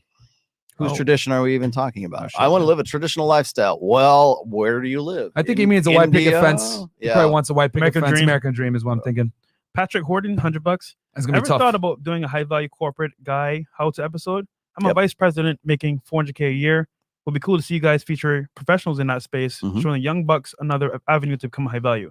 FreshandFit are the future. Yeah, that's our Money Mondays, man. Yep, that's our Money Mondays. We bring guys on that send us a DM. Send us a DM and we can work something out. Some requirements there. Yeah, we got some requirements. Trey, $20. I always resented my dad for never marrying my mom. They were together for 35 years, had 6 kids, but he couldn't give her what she wanted. I never got the chance to ask him why. Do some men just not want the traditional wedding? Well, now that you're in this corner of the internet, you probably know why your dad didn't want to do that, because he had to protect himself, bro. Yep. But if he was there, remember, man, the title doesn't mean shit. Did you have a roof over your head? Were you able to eat food? And were you able to go to school and have a safe home? If you were, I think your dad did a damn good job. And also, was he there at key moments in your life? Yeah. I think your dad did a damn good job. If those 4 things were met. Okay, anything else here? No, we're good. Oh, we're caught up? Okay. Yeah, I thought of something just while we were talking ahead, about that is in addition to like the mate guarding perspective of that. If the father is killed or is removed from the family early on in that daughter's development, she will go into puberty much earlier than she would if the father is the biological father is represented, is in the house. And you have that again. Remember, I said, strong marriages make for strong kids. That child, that daughter, the female child, will go into will have a delayed puberty going in, because they're still, it's correlation is not causation, right? Yeah, of course. That's a fact of life. And I would say me connecting the dots is that when the father figure is out, that girl has to find another protector, has to, because women sooner there you as go. a result. And so she goes, they go into puberty much faster if the father is out of the family rather than in the family. And a lot of researchers are saying that might be because we are systematically removing men and fathers from the family. That's why women are, hey, I want to be an OnlyFans girl at 18 years old, right? That kind of stuff. So there's that aspect. And then the last thing I was going to say is, like, remember when you were just saying a minute ago how like ladies, if you have a daughter or whatever, like the daughter should look to the father, assuming he's an idealized, good master, strong, virtuous man, for guidance or advice or pre-selection of the guy that she wants to, like, eventually marry and have kids with and blend a family with, as according to that. And I would say this is like, in a gynocentric social order, women are more apt to take advice from women they don't even know online in a chat somewhere, or from Cardi B, or from whoever Lonnie loves else, fat ass on The View for pre-selection than they would from their very own fathers. Bro, that is fucking profound. That is so true. Yep. That is so true. We got Mike Rashid in the That's building. how little, and remember that on Father's Day, on Sunday, it's coming up. How little we value our father's input in our daughters' lives. It's fucking fact. They will go find it on social media before they will ever it wouldn't even be a concept in their head. No respect. They'll listen to Cardi B over their dad. That is so fucking true, he's man. good enough, Dad? You would never. The pre-selection process that they rely on the sisterhood for, that men are completely cut out of that. And that's like, remember, that's first time in history, right? Since the sexual revolution, anyways. Yeah. Ladies, don't be scared to ask your dad for help. Trust me, he'll Yes. be happy to help you. Facts. We got our boy Mike Rashid in the fucking house. Shout out to him, man. My brothers, I see y'all checking in. Yo, Mike, we're gonna be in California Sunday. Yeah. We land in LA Sunday, 1 p.m. and then we'll be there till the 24th. We'll be there till the 24th, bro. So I'll text you and we'll coordinate something. But yo, thank you so much for supporting the content. Thank you so much for supporting us, man. That right there is a high value guy, multimillionaire, very successful, in good shape, strong father, has children, doing his thing. Yep. Danny T, yes, I agree. Train in Miami, but if you want, OG family has to be in a patriarchy family, right? For legal reasons. Okay. Yeah, I agree. It's got to be men lead, women follow, man. Cool. Anything else? Nope. Okay. And Mike just respond. I'll text you, brother. All right. Shout out to Mike Rashid, guys. Hey, go subscribe to his YouTube channel, guys. Facts. Fitness OG. I used to watch him growing up in my younger years. Awesome and guy, he's still man. on YouTube, consistent as fuck. Entrepreneur, multimillionaire, father. Many different hats. Good dude. Check him out. And a mod. And a mod. There you go. Thank you so much, Mike. Rollo, where can they find you? Yeah. You can find me at therationalmeal.com. That's my blog. You can also find me on Twitter. I am Rollo Tomassi at Rational Mail. I have 4 books on Amazon. Just look up The Rational Mail on Amazon. You will find all 3. You'll find I have a author's page on there as well. As you know, I have a 100,000 subbed YouTube channel as of this week. You need that plaque, man. You gotta play for it. I know. I'm looking at it right there. We need that plaque. I sent you the email so you can apply for it. Yeah. So I will get the plaque, and I'll make sure I do an episode, and I will give you guys props for all of that. No, we got to give you props because hold on. We got to stop the show. I give each other props. We hit our first 20,000 together. subs thanks to you, Rollo. Yeah. So we don't forget, man, ever. So thank you so much for that. Cool. Yep. Well, so you can find me on YouTube, of course, at my channel's called The Rational Mail. Yes. And the next EP from my band Trial of Ascension will be out. I get to announce it now because I just heard the last cut of the 4 songs. It will be out on Spotify probably towards the end of this month. Just follow my Twitter feed. If you heard my intro music to my shows and everything like that, and you're into it, then I will most definitely. I'm trying to like find some way to do like kind of a launch kind of thing. Like, you know, I don't do merch for my channels, but I do merch for the band too. So there you go. See how it goes. So that's coming up, and I'm proud of this project, and I hate to seem like I'm beaming or something like that, but I just heard the last track before I came over here to do the show, and I'm like, fire. I really wish I could play it right now, but like I just don't have I don't have permission to do it. So wow. God but damn, I will YouTube. soon. Yeah. Guys, he is Rollo Tomassi. He's the author of The Rational Male. Go subscribe to his YouTube channel. Get both books, guys. You can get them on Audible, on Amazon. All the links are going to be below. Subscribe to his YouTube channel, guys. We shout him out so many times on this podcast. A lot of the concepts we talk about come from Rollo. You know, we got to pay that. We got to give citations and homage to the Godfather, man. Rollo, thank you for coming back on the show. The people love you as always. Yep. Thank you. And thank you, my white father. You guys know Rollo always has a chair here at the Fresh and Fit podcast. And guys, hope you enjoyed that show. That was a very based conversation. Yeah, 3 hours of.